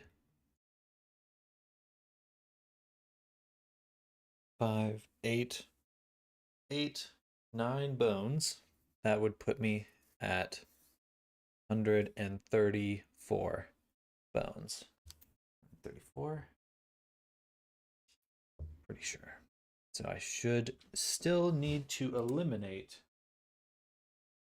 I probably already closed this, but no, it's right here. 128. So I still need to get rid of 6 bones. What I would worry about is if you asked AI to do what's best for humanity, and it came up with the conclusion to get rid of 50% of humans due to there being no emotional attachment. Fair. Well, what's interesting to me right now are the ways we're actually using AI. If you start to look at things, some of the more exciting developments that are happening with LLMs right now, all revolve around agents, which at first you may think would give them more agency, but it's actually a way to take kind of low-level intelligence and then build systems out of them, systems of like processes. So a good example is like a company. So you have like a few different AIs with very specialized roles, and they act as like a company. So you could give them like imagine a research company. You're like, I want to know more about this, and they go out into the web and search for information for you, compile it, give you a summary and stuff. But they don't. None of those individual pieces really have that high level understanding, right? So it's cool. Why I like that perspective is I think we can still build really robust, really complicated systems that achieve the kind of benefits we're looking for with this kind of technology without the risk of, you know, something that's way smarter than us and as an individual can just overpower us or whatever. Individual intelligence. I like thinking about this stuff, so it's what I think and talk about, maybe perhaps a little too often, but I love it. And I will continue to talk about it.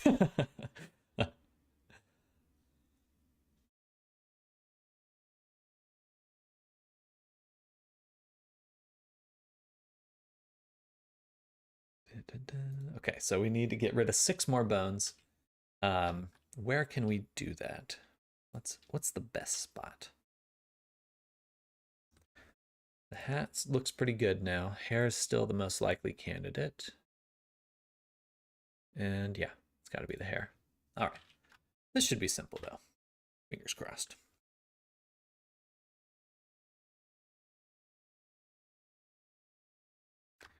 So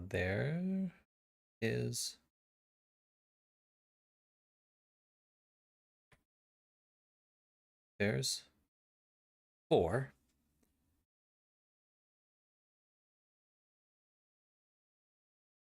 And here is 6.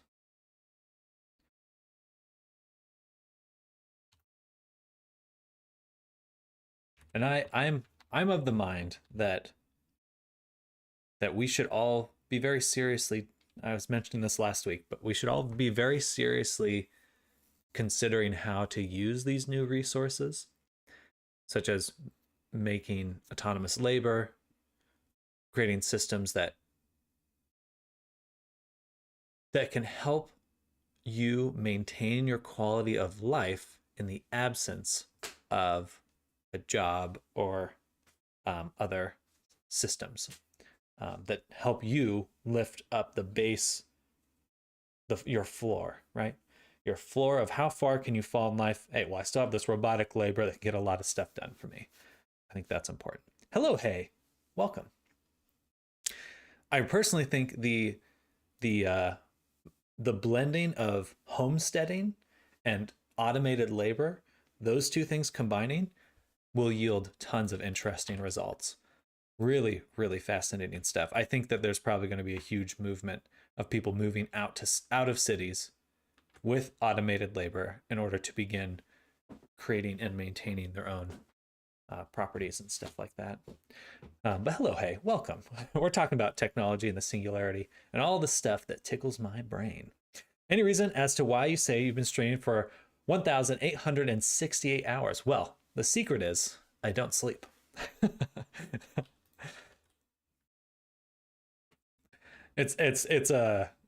I use Restream, and I'd have to go to Kick and tell it to change the stream. So it's basically been on my first stream for the last 3 or 4 months at this point. He's a machine. I will be. That's what we're just talking about.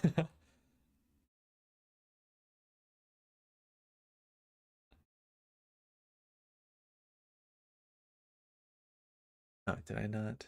I thought I exported this. Did I not export that? Oh, I thought you were fooling the system or something. In a sense, but no. I'm not technically not abusing anything. It's more negligence than anything.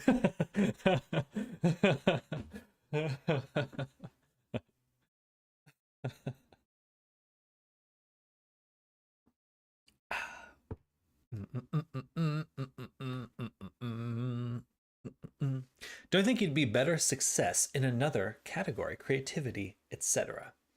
Perhaps. I'm not necessarily in looking to be, streaming is not my work.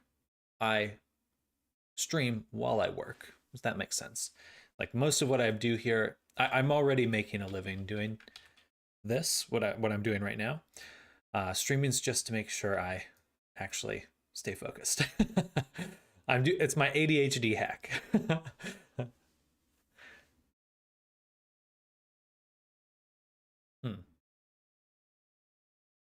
I should I didn't make a dent in the Fizzbone transform count at all? It can't be right. Am I exporting to the right folder?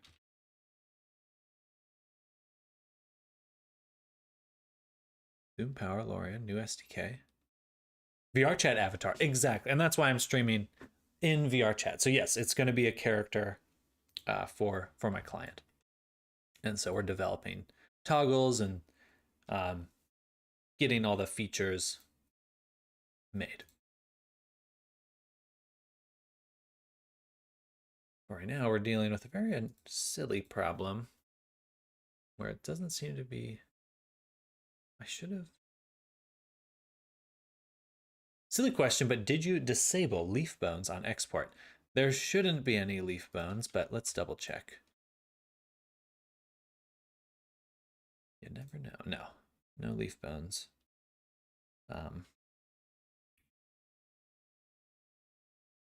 That's weird. I definitely just deleted a few bones, and it has the exact same amount. Still set to 148. Let me. I don't know. Let's go to a different scene and come back, I guess. Well, so many folders. Let's go look at Lucas for a second.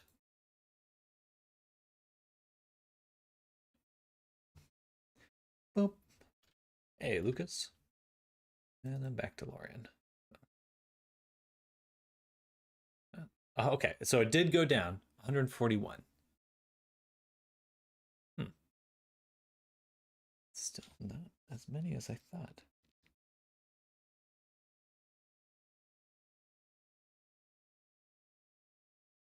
Okay, well. Seen avatars that ruin the experience of others. Flashing lights all over the map, changing the GUI of every player, sick emotes to make everything laggy. Any idea how that works? For just the visual stuff, usually that's just a shader. So there's multiple types of shaders. There's shaders that describe like the surface of something, like, oh, what does my skin look like? And then there's shaders that describe what goes into my eyes. They have a lot of overlap. So you're just basically like telling someone's camera, hey, render this over here, like render this stuff on top of it. So that's usually like flashing lights, you see some videos or something like that. For changing the GUI of other players, that sounds like a straight up malware. Yeah, I'm not sure what that would be, but that sounds a little bit more. If it's affecting your VRChat client, that's not a good sign.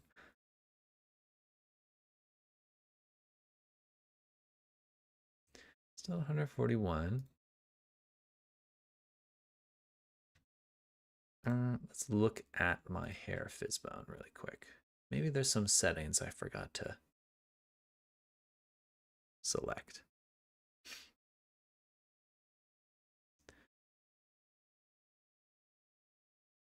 Bam. Would you do any of that by request, if paid, of course, or would you not do it because of credibility? I'm not opposed to the idea of people making those kinds of things, because I think that there's places where you would want that. There's cool things that can come out of being able to use those effects. So I think just eliminating them completely, it's kind of sad. As for requests, I don't do requests, but certainly I'd be interested in discussing a commission. It's possible. There's a lot of cool shaders out there. Someone had a bazooka with particle effects that were so overwhelming it nearly crashed my headset. And you get a crash, and you get a crash. Die. Oh, that's cool. They have a little question mark here now. Huh. And it links directly to the documentation. That's actually a cool feature.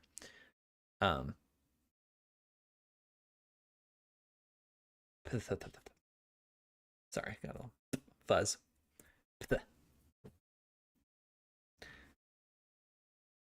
Oh, that makes so much more sense. I was so confused why my count. So these two are missing Well, no, that makes sense. I need to add. Gotcha. So yeah, I initially had these removed. Okay, I see what's going on. Sorry, hard to explain, but basically it lost the bone,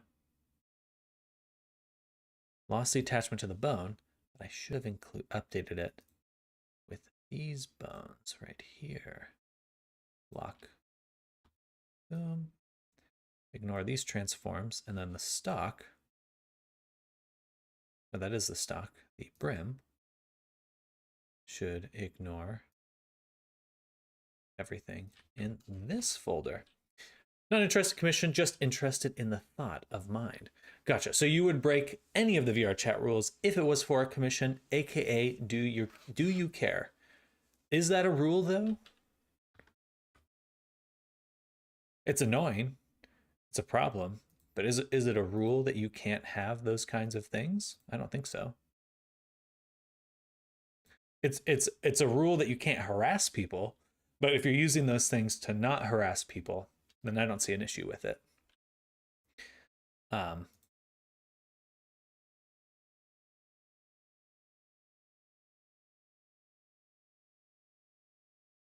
Still set to 141. I think I need to save. Let's reload it really quick. 133. Okay, so now we are moving down. Moving down. As far as I know, characters get removed for having too annoying / bothering emotes. Again, it just comes down to how you're using it. So yeah, what you're describing is a problem with the behavior, not with the tool, if that makes sense. So yeah, I don't have a problem with the tools. Definitely have a problem with people using them to harass or to interfere with people's ability to experience things. So I look at it more as like, that's the issue. There's two separate things going on there. All right, so now we're at 133, which makes more sense. Let's review all our fizz bones one more time.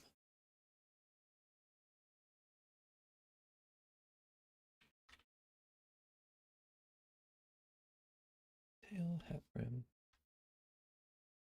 fizz hair container.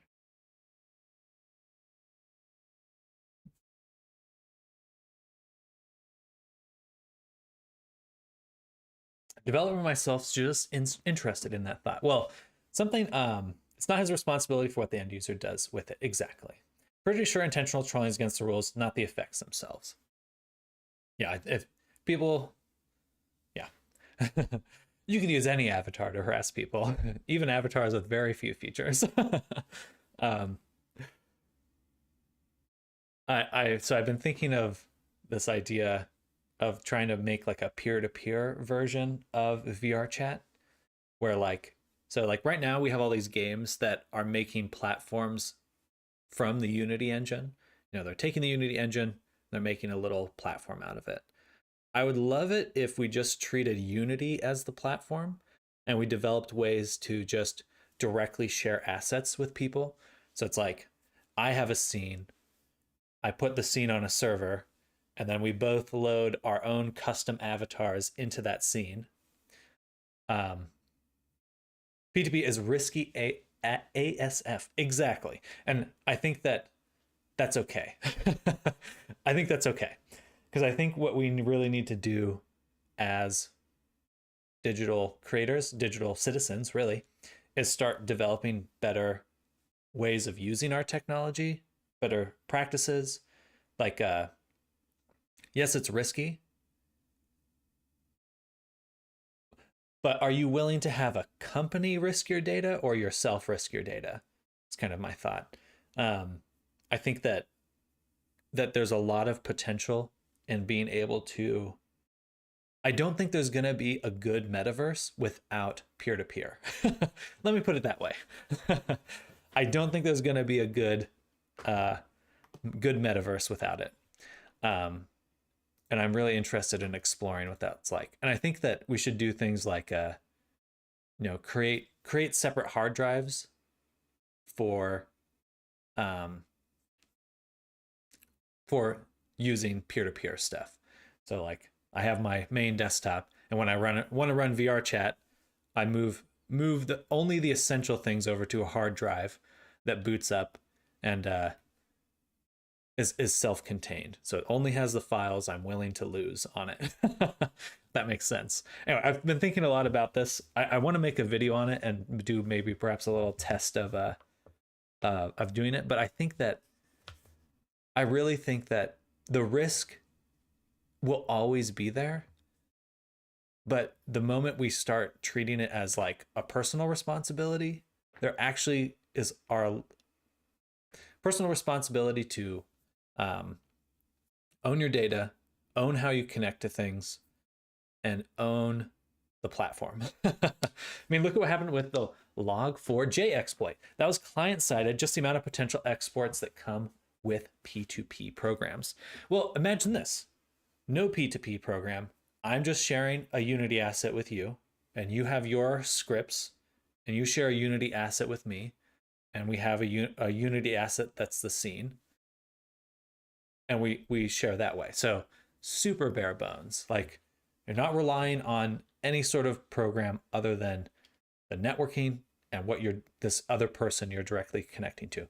Still definitely risky, depending on who you're connecting to. But I think there's so much more potential than that. I mean, even making this character right now, it's like, how much of what I'm doing is just me creating it I'm limited on what I can do because it's a platform owned by a company. I think just that in and of itself, it's like there's so many cool things that are possible with games, but game companies just, it's in their incentive to prevent you from doing cool shit. They're incentivized to not, because it risks their system. Fishman, hello. Hello, it's been a while since I showed up. I had a lot of tests. Well, hello, Fishman. Welcome back. Anyway, I'll rant more about that some other time because it's percolating in my brain.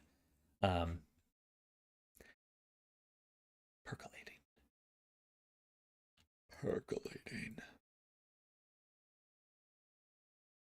And the cool thing about that too is you could have it be platform agnostic, right? Like someone loads in their own VRChat package for themselves as a VR avatar, and someone else can just load in a little Android phone controller into the scene. And you like just doing separate things. Anyway, I think there's a cool potential there. And that it will probably be a little necessary. That's the eventual direction everything that is going, right? It's like, look at games. Sorry, I know I'm continuing to rant, but bear with me. I love doing it.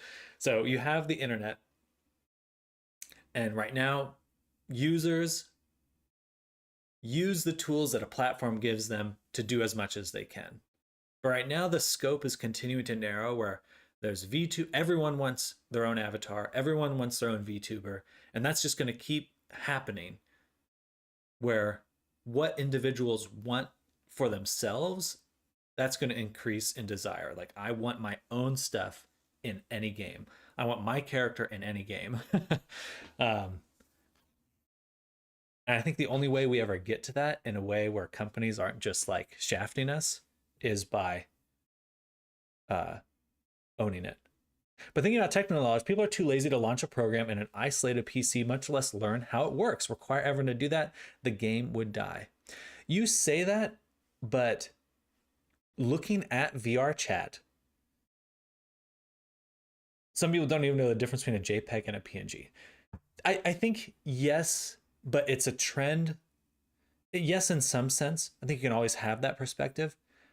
But just from VRChat alone, how many more people know Unity? How many more people know Blender? How many more people know Substance Painter and all these other programs?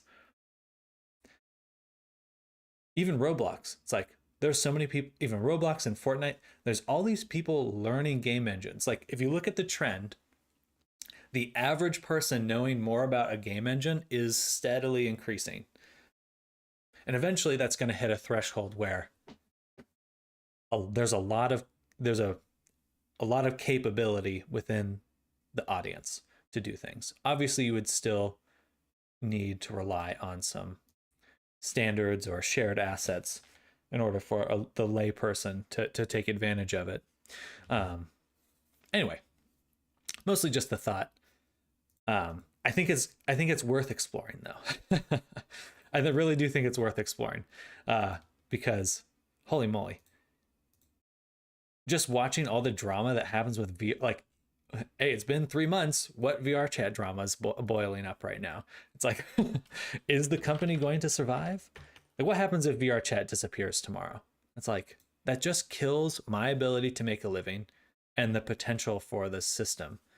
And that's not unlikely. Anyway, I could go on, but you think you see my point. VRC Fury. I want a VRC Fury. Dingy. Boom.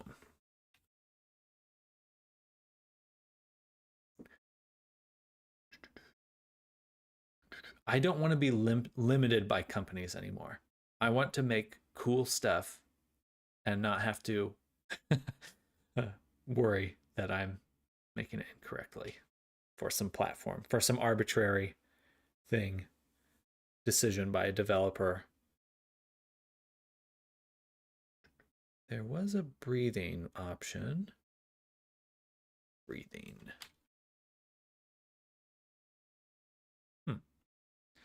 Thought there was a breathing. Maybe it's in the toggle.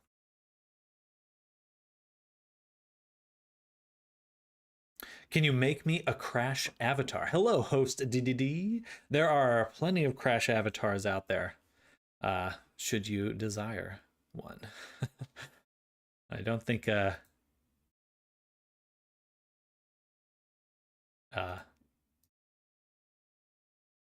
I don't think I don't think you'll need me to get that if you really want it.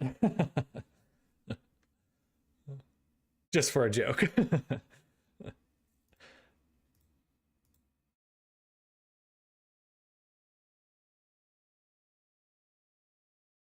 Oh, I thought there was a breathing one.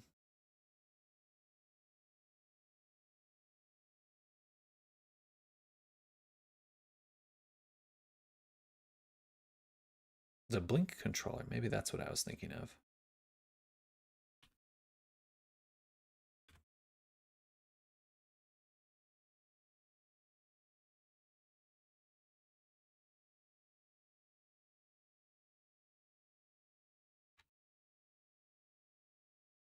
Aha, smooth loop builder.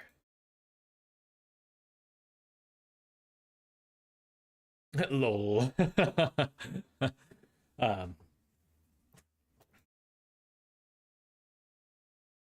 VRC Fury, smooth loop builder.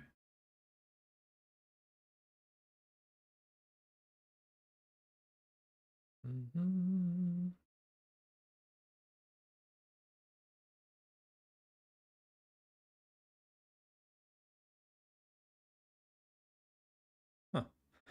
I swear I saw one last time. It must have gotten updated into something else. Toggle. Then toggle.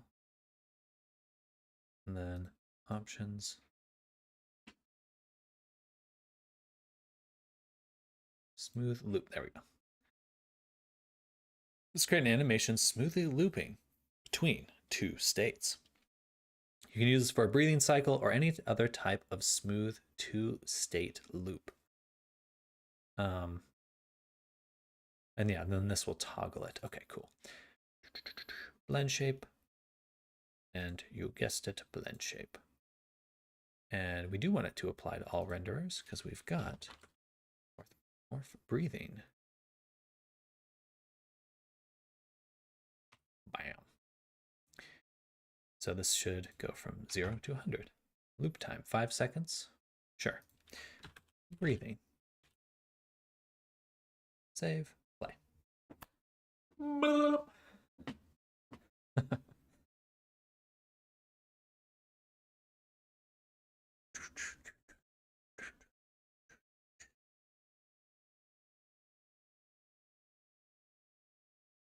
Now the hat looks basically the exact same, so I think that was a really good change that I did there. Nice. And then breathing.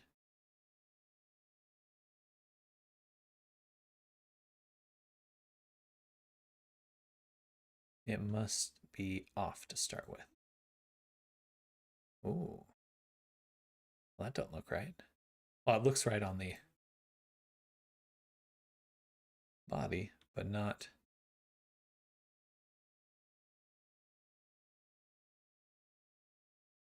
Maybe a little too much. Like half that.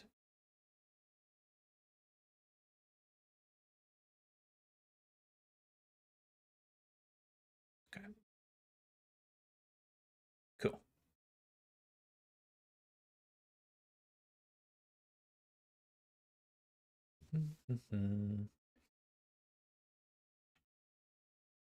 Yeah, I think that's fine. But why isn't it working on my clothing? I should have the same exact morph. Morph underscore breathing. This blend shape weight range is clamped. Why? Why? It does this every time. Get rid of that. Get rid of that. Get rid of that shit.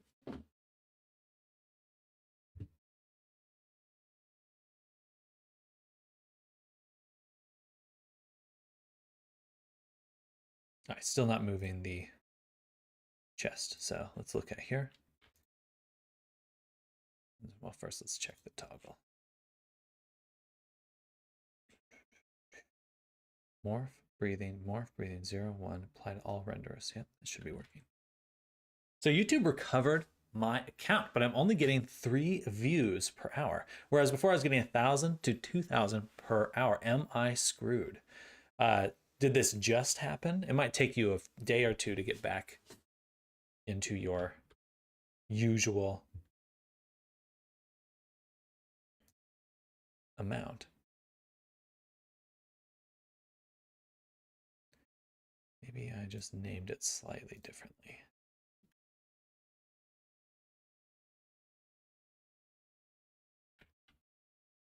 Doesn't seem different there. How about shape key? Breathing.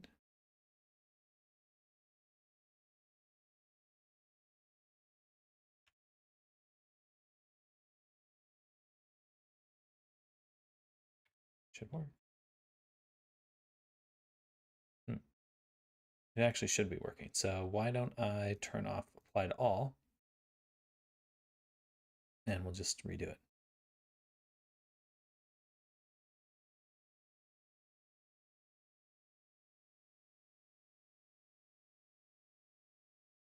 So it should be the body and the clothing.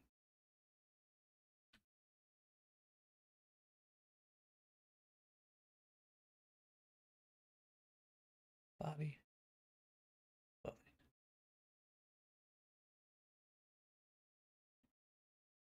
Oh, interesting. That one specified which one it was on.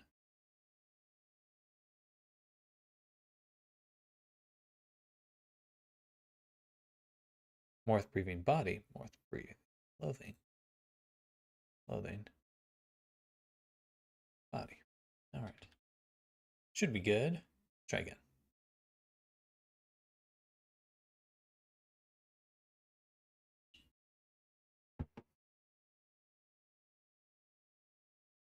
And of course I should have turned default on. It's still not working.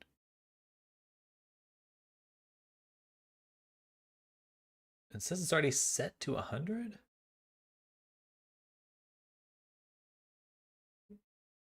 That's a lie. Okay, something's wrong here.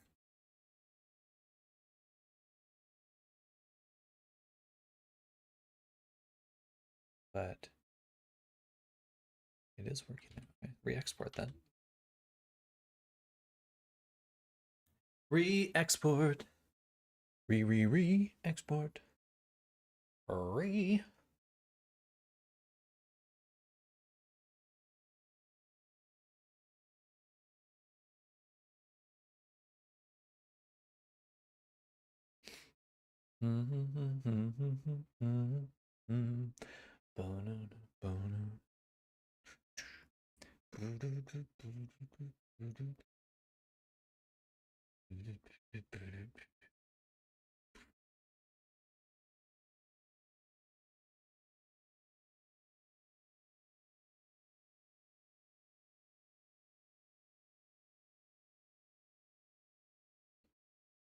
There we go.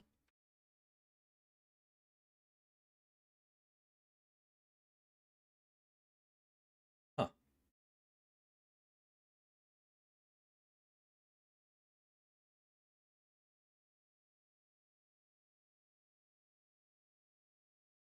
Wild. Um,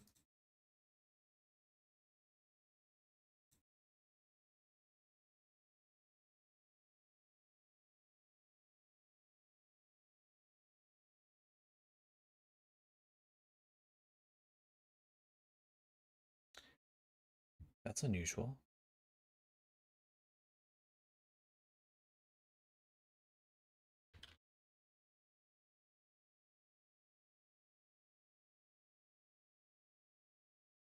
So something's wrong with my FBX.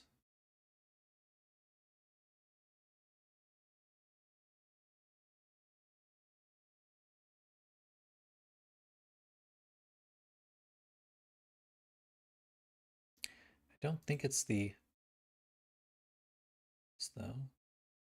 rig.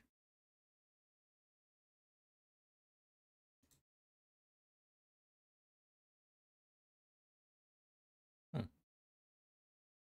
Uh,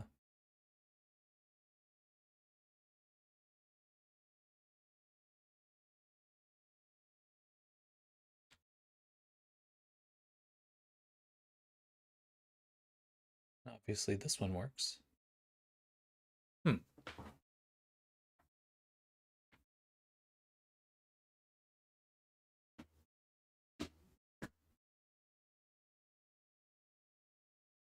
Gotta be.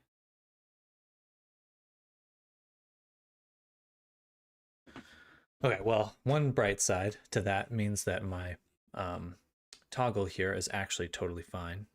I can go ahead and get rid of this. Put this back on to apply to all renderers. Remove. Okay. Okay. That's not the problem. The problem, excuse me, is the skinned mesh renderer itself. Let me look at this. Blend shape, one frame. What if I go to the body? What does it look like? One frame for each of those. I don't see all of them though. Oh, wait, there we go. Morph underscore breathing.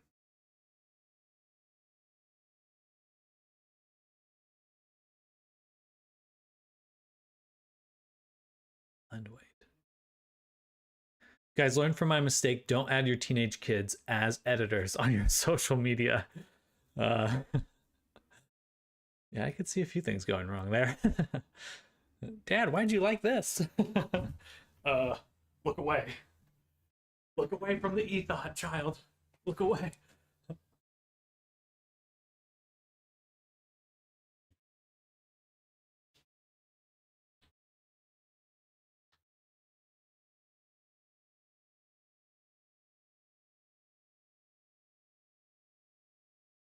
Sorry, I'm just comparing these two. That's why I'm going back and forth. Then it sees the blend shape. What happens if I drag out a new character? And we try it on this one. Nothing. Okay, so it's something about the export is going wrong. That's fine. But it's weird because we definitely have the shape key right here. And we can see it working. Unity shape key not working. That's going to be such a vague thing.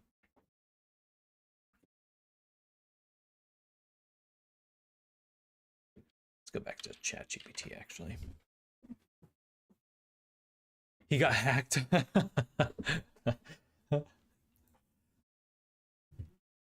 Your teenager got hacked, or are you saying that that's the excuse of our hypothetical father? Unity VR asset sharing. No, that's fine. I just want a new here. My blend shapes. Is that what they call?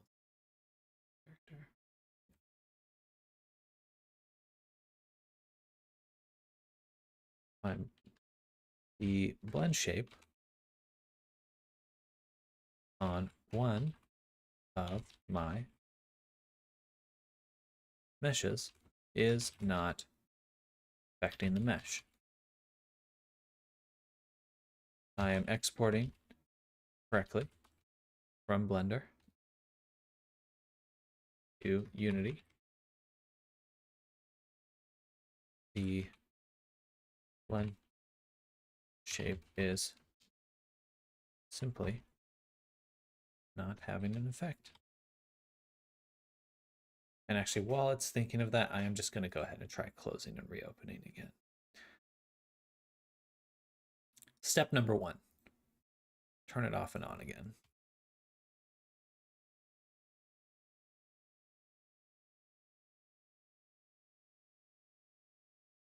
I just told you I'm exporting fine.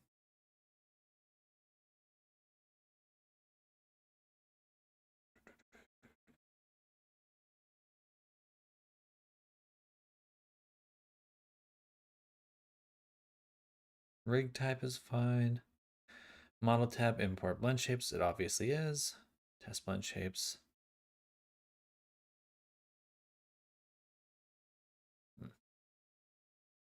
He got hacked and the hacker joined my channel with his account. Gotcha.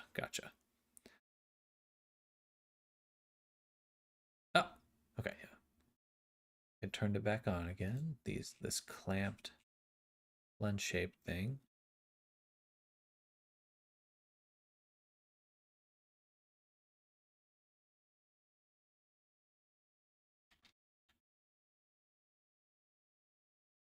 Nothing. But again, the body's fine. That's really frustrating. Why isn't it working?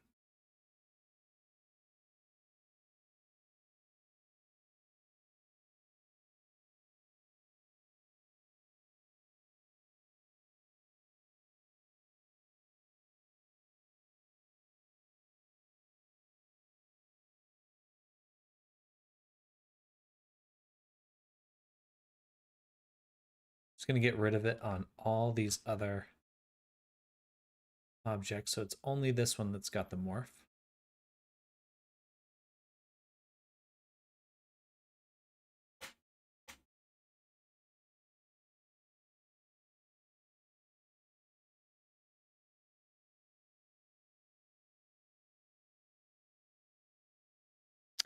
There was some setting I saw recently. Import blend shapes.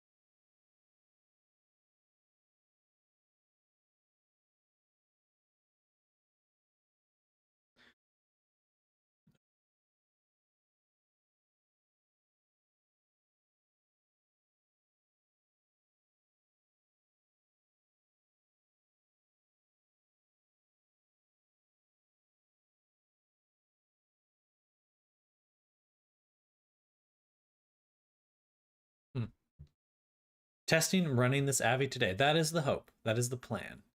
I think we'll get there pretty soon. This is pretty much exactly what testing is going to be like. 99% of testing is just using the emulator in Unity going, well, that didn't work. Honestly, if for any VRChat avatar creators out there, or any developer, the moment you have to put on a headset to test something, your dev time multiplies by 10. Something that would have taken you 10 seconds now takes you 100 seconds. So I try to do as much as possible in Unity. I think that's pretty much the only way. But also, hello, Playful. Welcome. Welcome. Good morning. But yeah, we're making good progress, though. Looks really cool. Still, the blend shape doesn't want to work, though. No preset.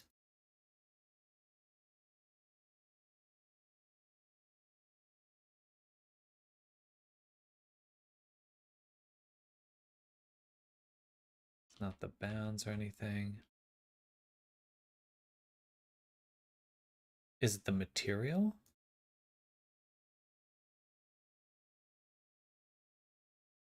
No.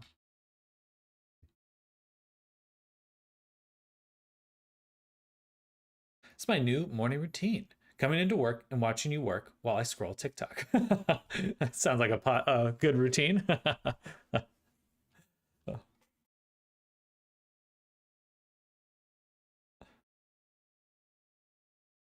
Nice chill morning. Well, I hope you're having a good one then. Maybe remove animator. That shouldn't affect it. It does not. Okay. It's got to be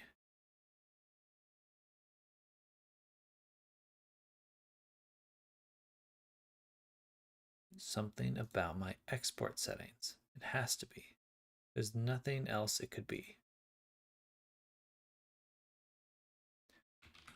So if I look at my export,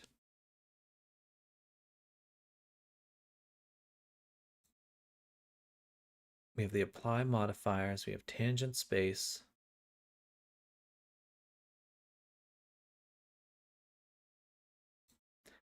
Look again at this. The apply mod. Triangulate. That's not going to do anything. This is just sitting there. It'll get removed.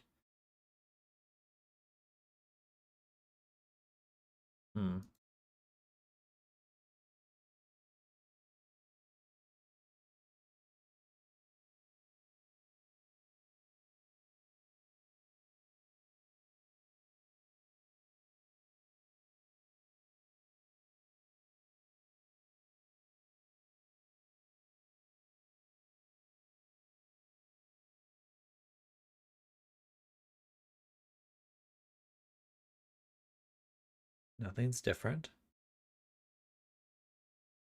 Why no move? What if I just duplicate this? Say, turn it up. Say new shape key from mix. And we're just going to export it with a second blend shape.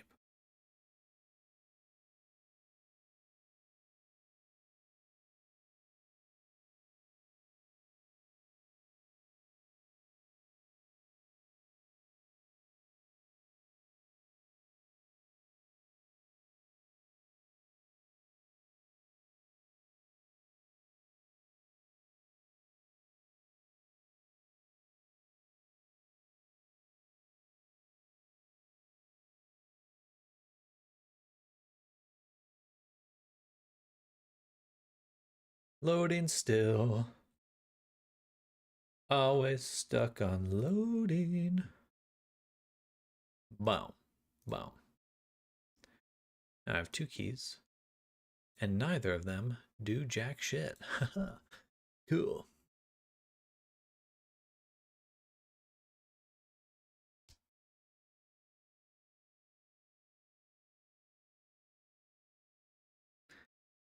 Unity. Unity. And it's not even giving me an error for those ones. Go back to project settings. Any other?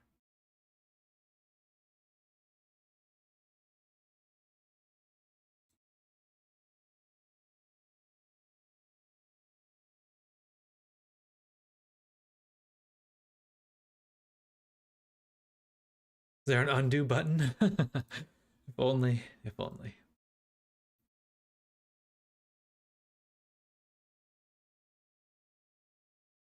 Not in the way you'd like it to be.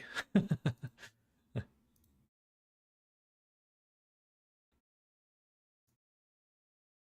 don't think I've ever had this happen before, where it's just actually not recognizing a blend shape. Well, here's a question. If I make a new file in Blender, save that, and I'm just going to close all this. I'm going to open, actually I should have the folder accessible. I'm going to import the FBX back into Blender. And let's take a closer look at it here. Does this one has my morph? Does it work here? No. Okay. So that means Unity is not doing anything wrong. All the errors exist in Blender. So I can stop worrying about Unity side of things and focus on why it doesn't want to export it. So perhaps it's the modifier on it. Get rid of the second key. Let's try getting rid of the triangulate and getting rid of the render option.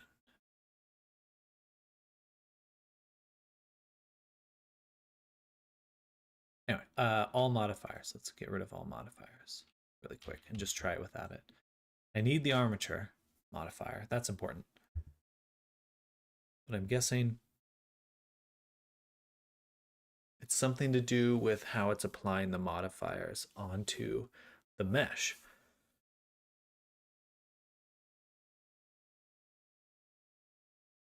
Some sort of naming conflict? I don't know.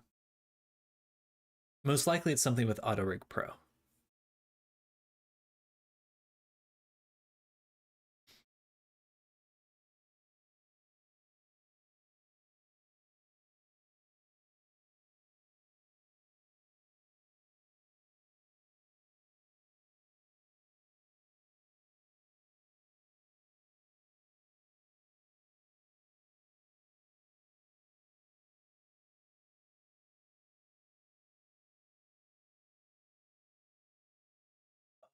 Oh.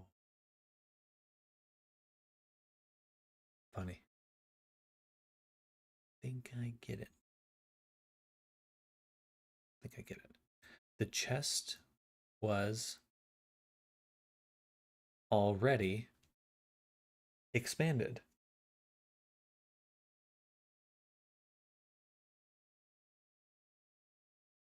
That must have been because I had the render button enabled. So let's go back to Blender. And we can actually bring these back now. The triangulate and this stuff, but just make sure that on the model, the render is turned off. Because we want to ensure that it does not consider applying these modifiers.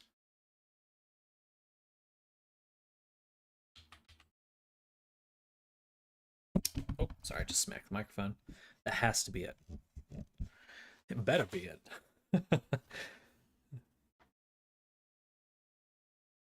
The hard part with this work is like there's just so many spots along the process of where something can go wrong. So it's like get all the way to the end and you look upstream and you're like, oh man, okay. So I have to go, at what point upstream did this break?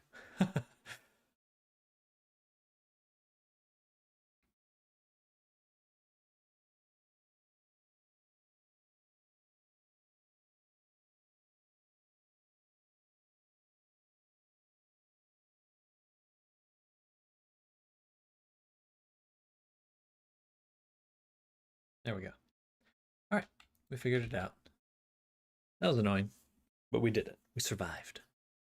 We're stronger now.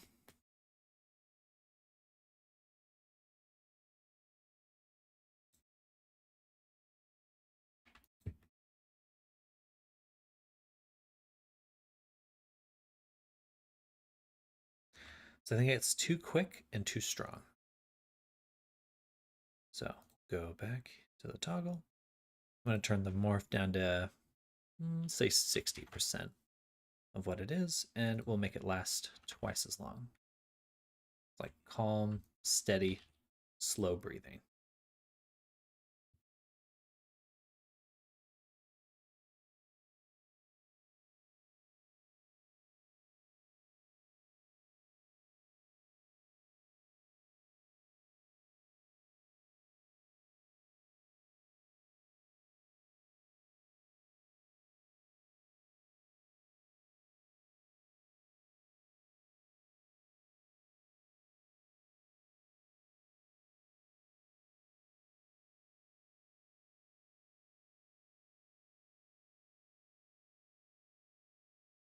All right.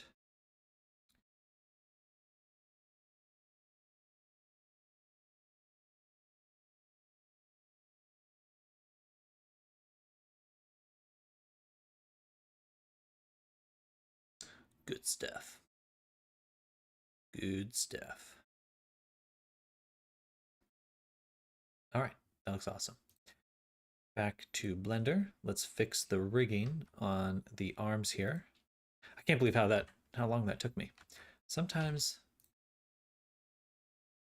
just don't know where it's busting, where it's breaking.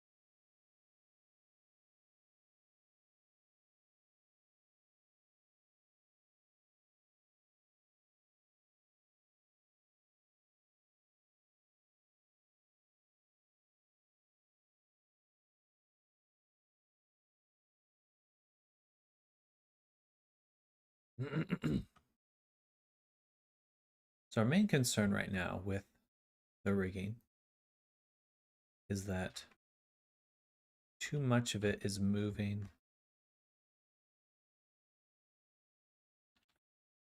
into the body.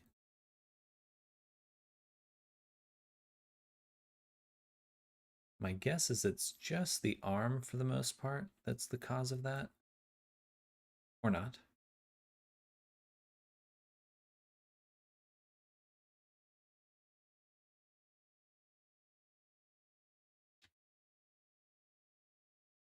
So let's take this again.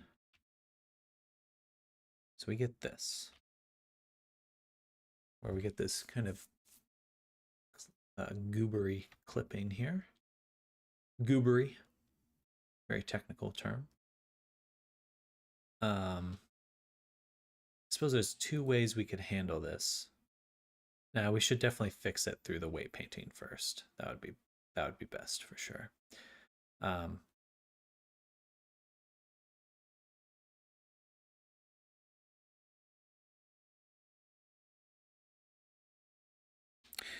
I could just try removing the vest, mesh data transfer, and just see if that fixes it. I'm guessing it won't, though. Am I working in this tiny window?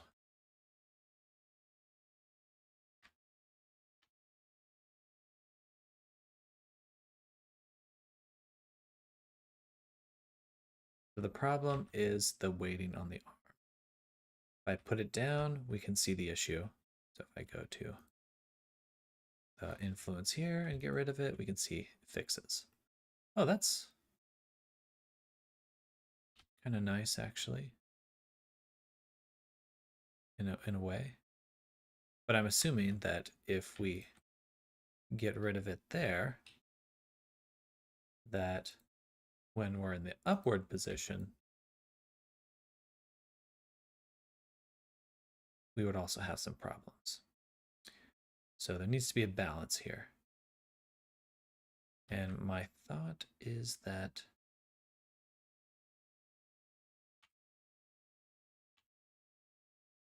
shit's hard, yo. Shit's whack.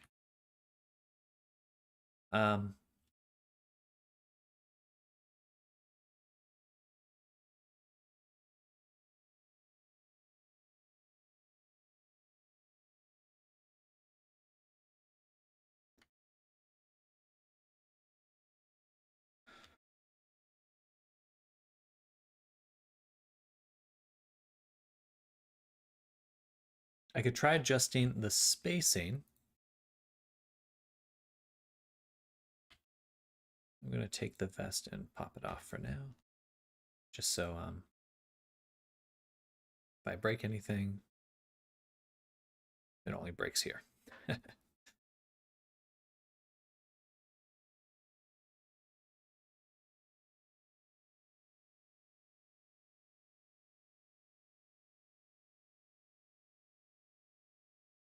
Because right now we're in a tough point. If I change the arm, if I increase the amount of influence it has, then it'll push further into the body. If I decrease the amount of influence it has, then it won't stretch with the arm when it goes up.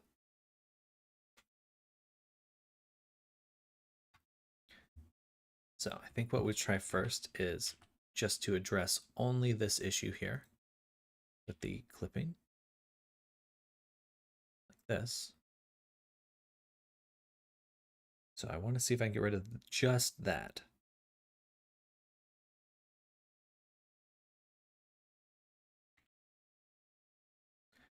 Just that issue there. Shoulders and armpits, the worst? Yeah. Anything that bends a lot kills me.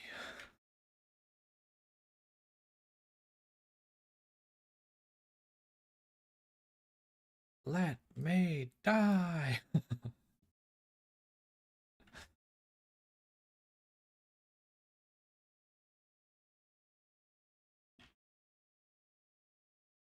Okay. And then how does it perform when I go up now? Adamant Unicorn, hello, welcome. How's your day going?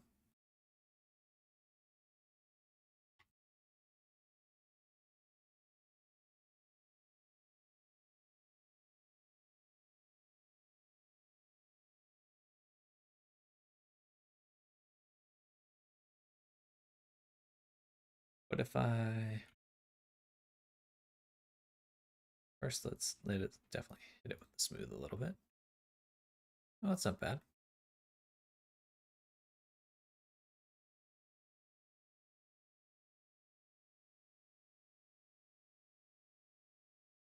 Let's see, what's the balance there? Then if I bring it back in, we still get some clipping and it looks bad. Okay. So I think ideally that this wouldn't happen at all. That it's just this little tube here that moves with the arm and that the body actually doesn't move at all. Arms forward too causes a bunch of clipping. Yeah, any direction we go is probably gonna get a little rough. But I think we'll just eliminate, we're gonna treat this just like a little tube. Little tuberino. The lower bone should not have any influence. And then let's turn our attention to the body. And what we'll do is remove the influence of the arm in the same spot. So I don't want it to move here.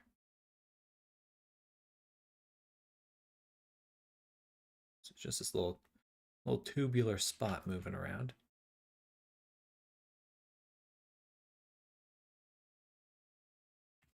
When you raise arms, shoulders move up a bit too. Right now I only see the clipping happening from the arm bones.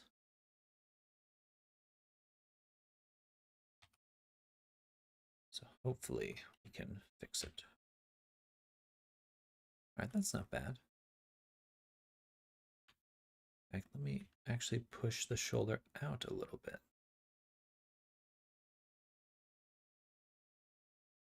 Or back in this one. If I make it stronger or lessen it, what happens?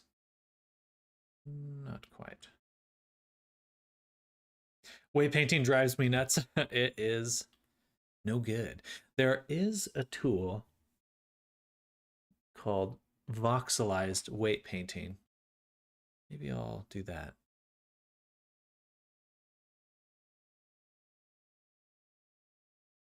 It's pricey though. It's very pricey, so not really excited at this prospect of dumping some money into a new add-on.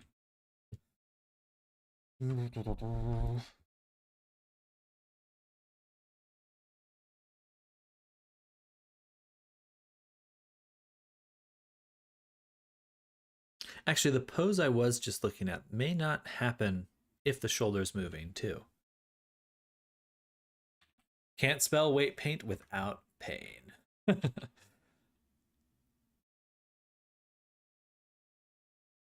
when it does that, the shoulder is also going to move up, which doesn't necessarily make it any better.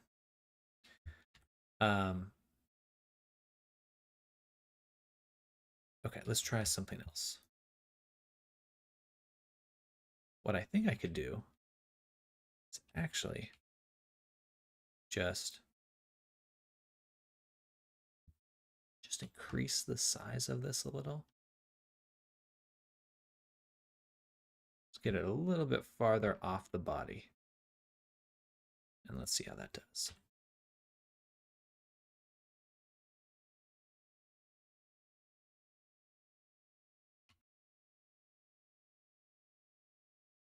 Still a bit of clipping, but much better. I think things were just too close together.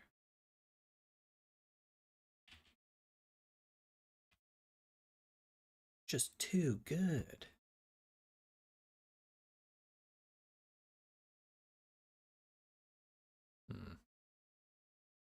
That's frustrating. Oh, gotcha. It's the inside.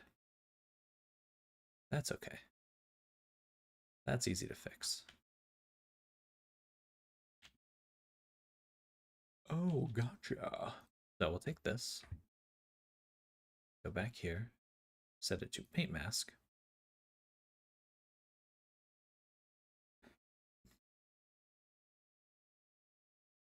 And which bone do we want to influence this a little bit more? Probably the arm.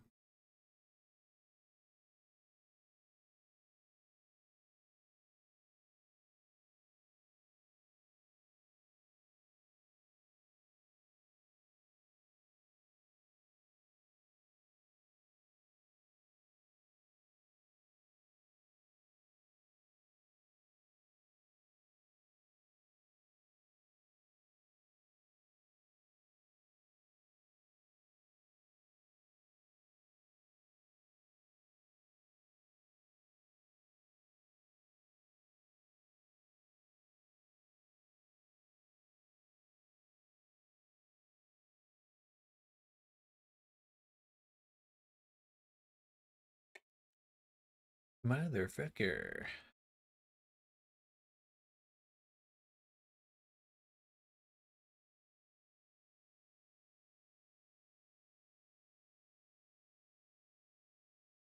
All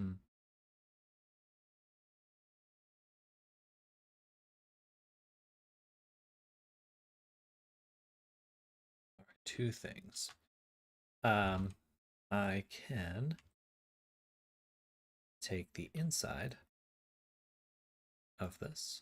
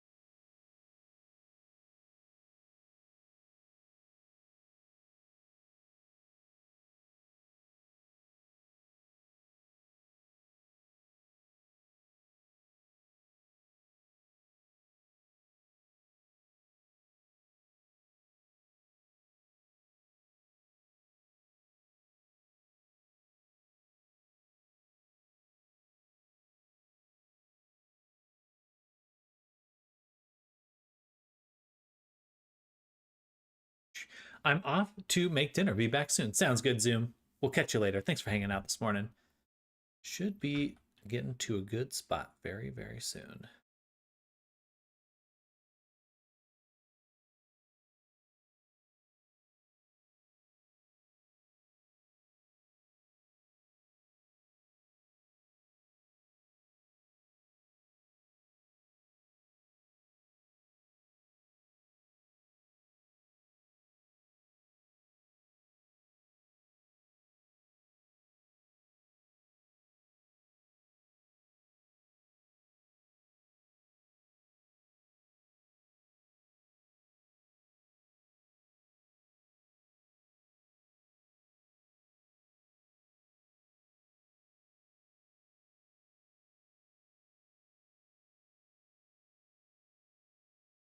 Oh.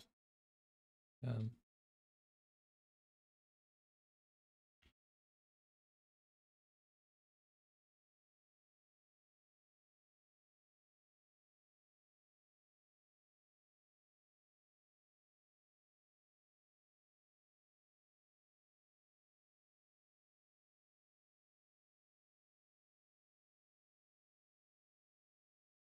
I'm off to head. I'm need to head off too. Have a good rest of your day. Same to you, Corn. Thanks for hanging out. Definitely enjoy your day. We'll catch you very soon.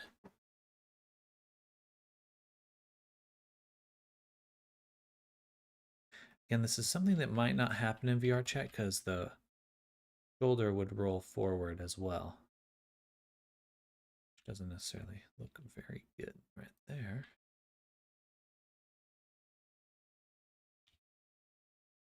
Why is that? It should look better than that.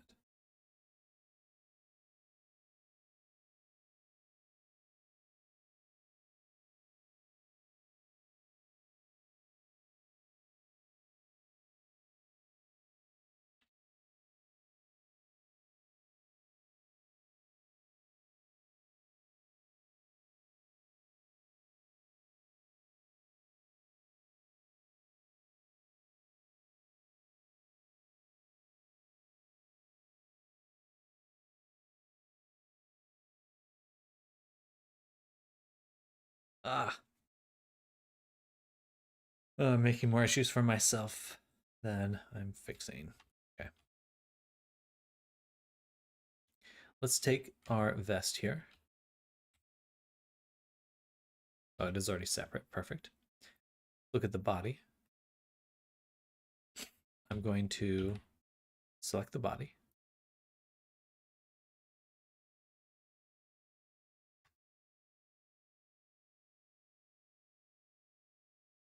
Hide everything else. I just want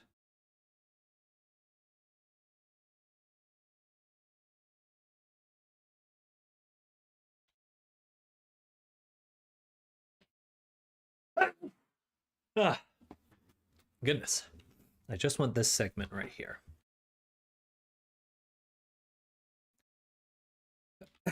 So I'm going to duplicate this, separate it, and we'll call this section data transfer body vest.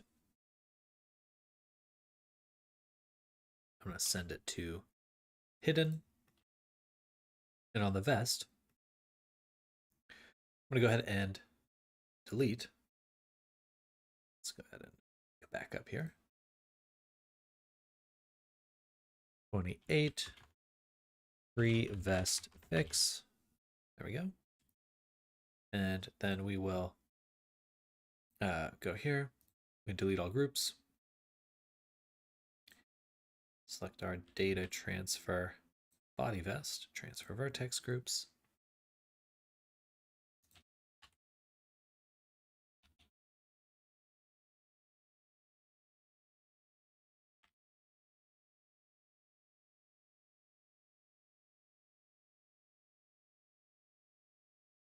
Nice.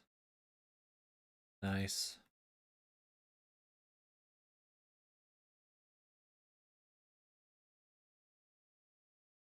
Looks good.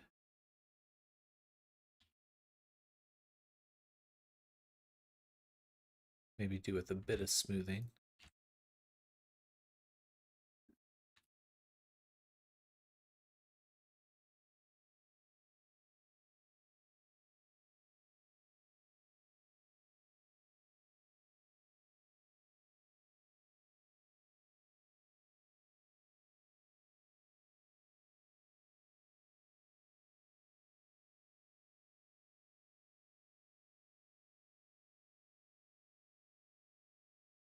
Literally the moment I smooth it, it starts clipping again. I think I'll have to be okay with that. Slightly crunchier textures for a better fit.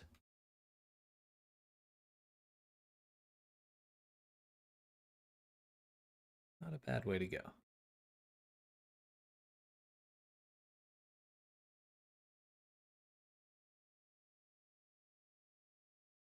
Methinks. Methinks.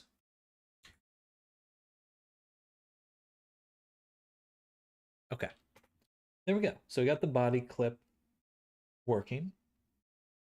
Got the breathing working.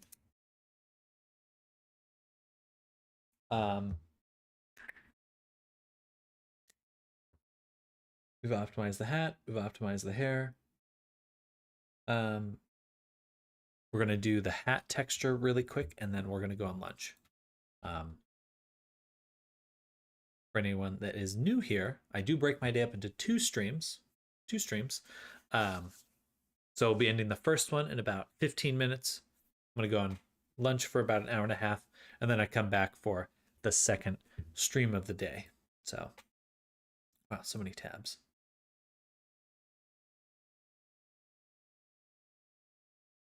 Let's put this over here.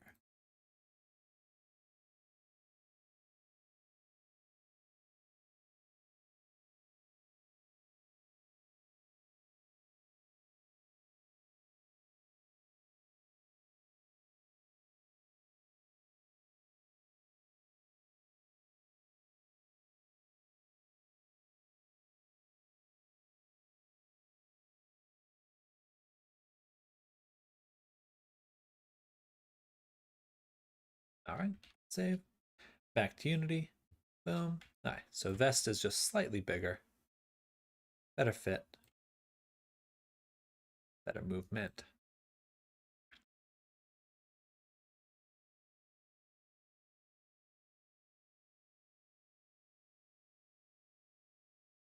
Damn it. Damn it, Bobby. I didn't fix jack shit. Actually,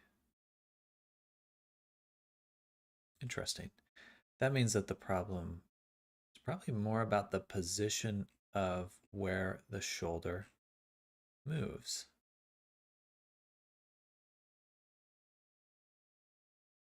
So if I go to here,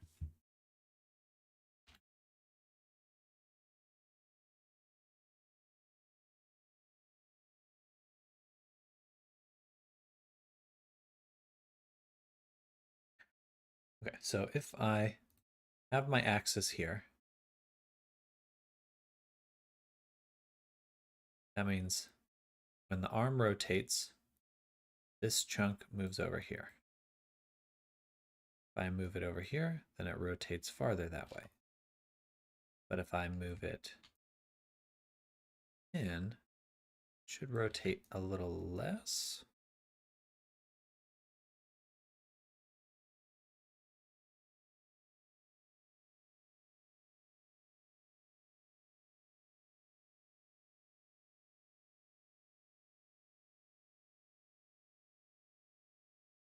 This is the actual crook.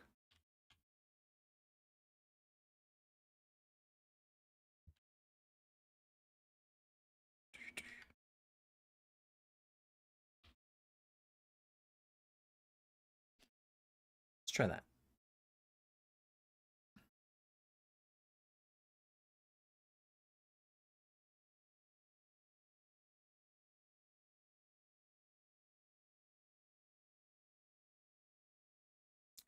Oh, it takes so long to load.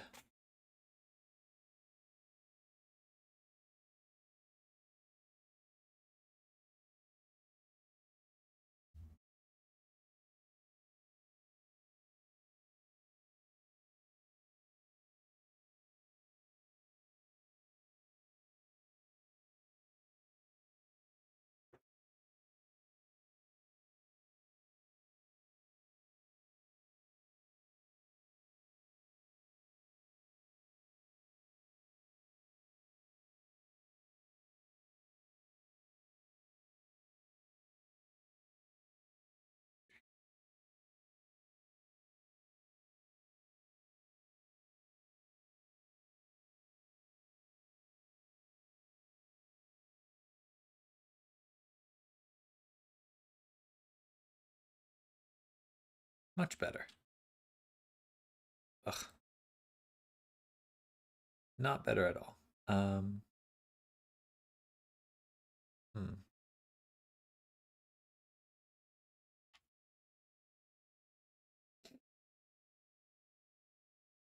right.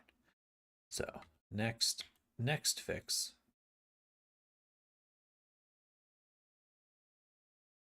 is to take this, take our little sleevey,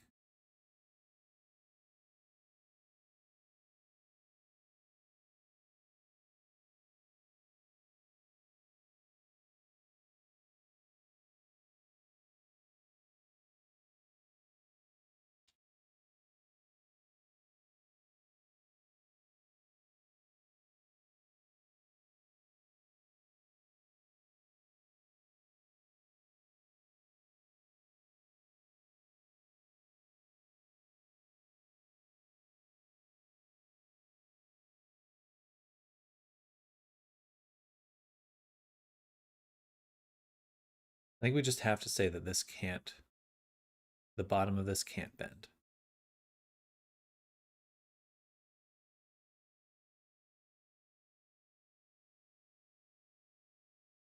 It literally just cannot do that.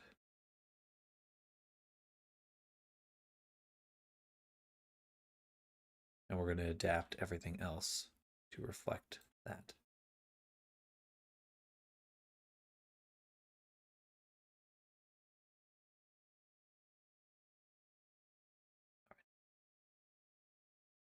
Biggest issue is when we go the other direction. We're going to get something like that.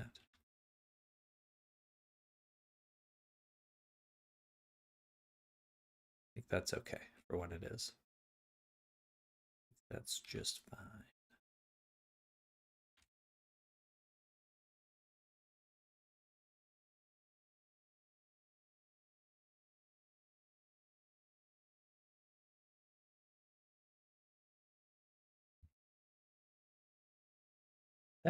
That might be it.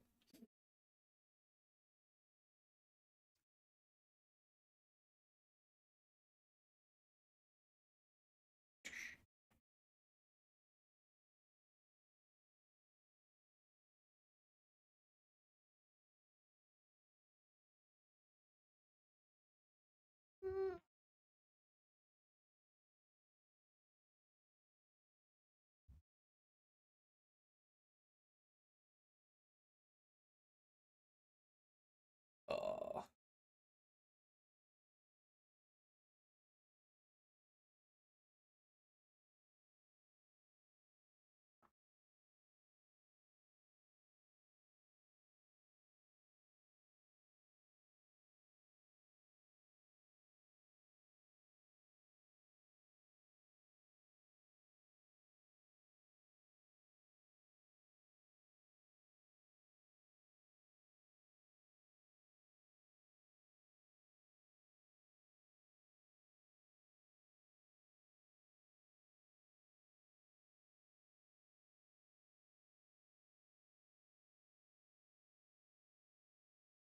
Nice. Okay, that actually fixed it. Well, fixed it for one side. False. So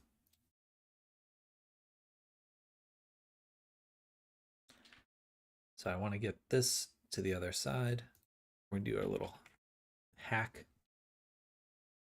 Just smooth it at such a low amount that there's no change in the values, but it symmetrizes it. Okay, perfect. That is a good point for us to go ahead and end our morning stream. We have gone ahead and fixed the vest. We have a few more things to do. We have to make a hat texture. We need to make the dagger work, and we need to make a thumbnail. But those are the final few things. Oh, and we'll test. So testing will go before the thumbnail, but we're getting close to it. Thank you all for hanging out with me this morning. Again, I'll be back very soon for more. If you're new here, hit that follow and subscribe. I'm just going to go get lunch, get some food, and then we'll be back in a little while to hang out some more. Yeah. Definitely let me know if you have any questions. Hope you're all having an amazing day. Thank you again for hanging out with me. And we'll see you soon. Bye, everyone. Have a nice break. Same to you, Arctic. Hope your cat is doing well. And we'll see y'all soon. Bye, everyone.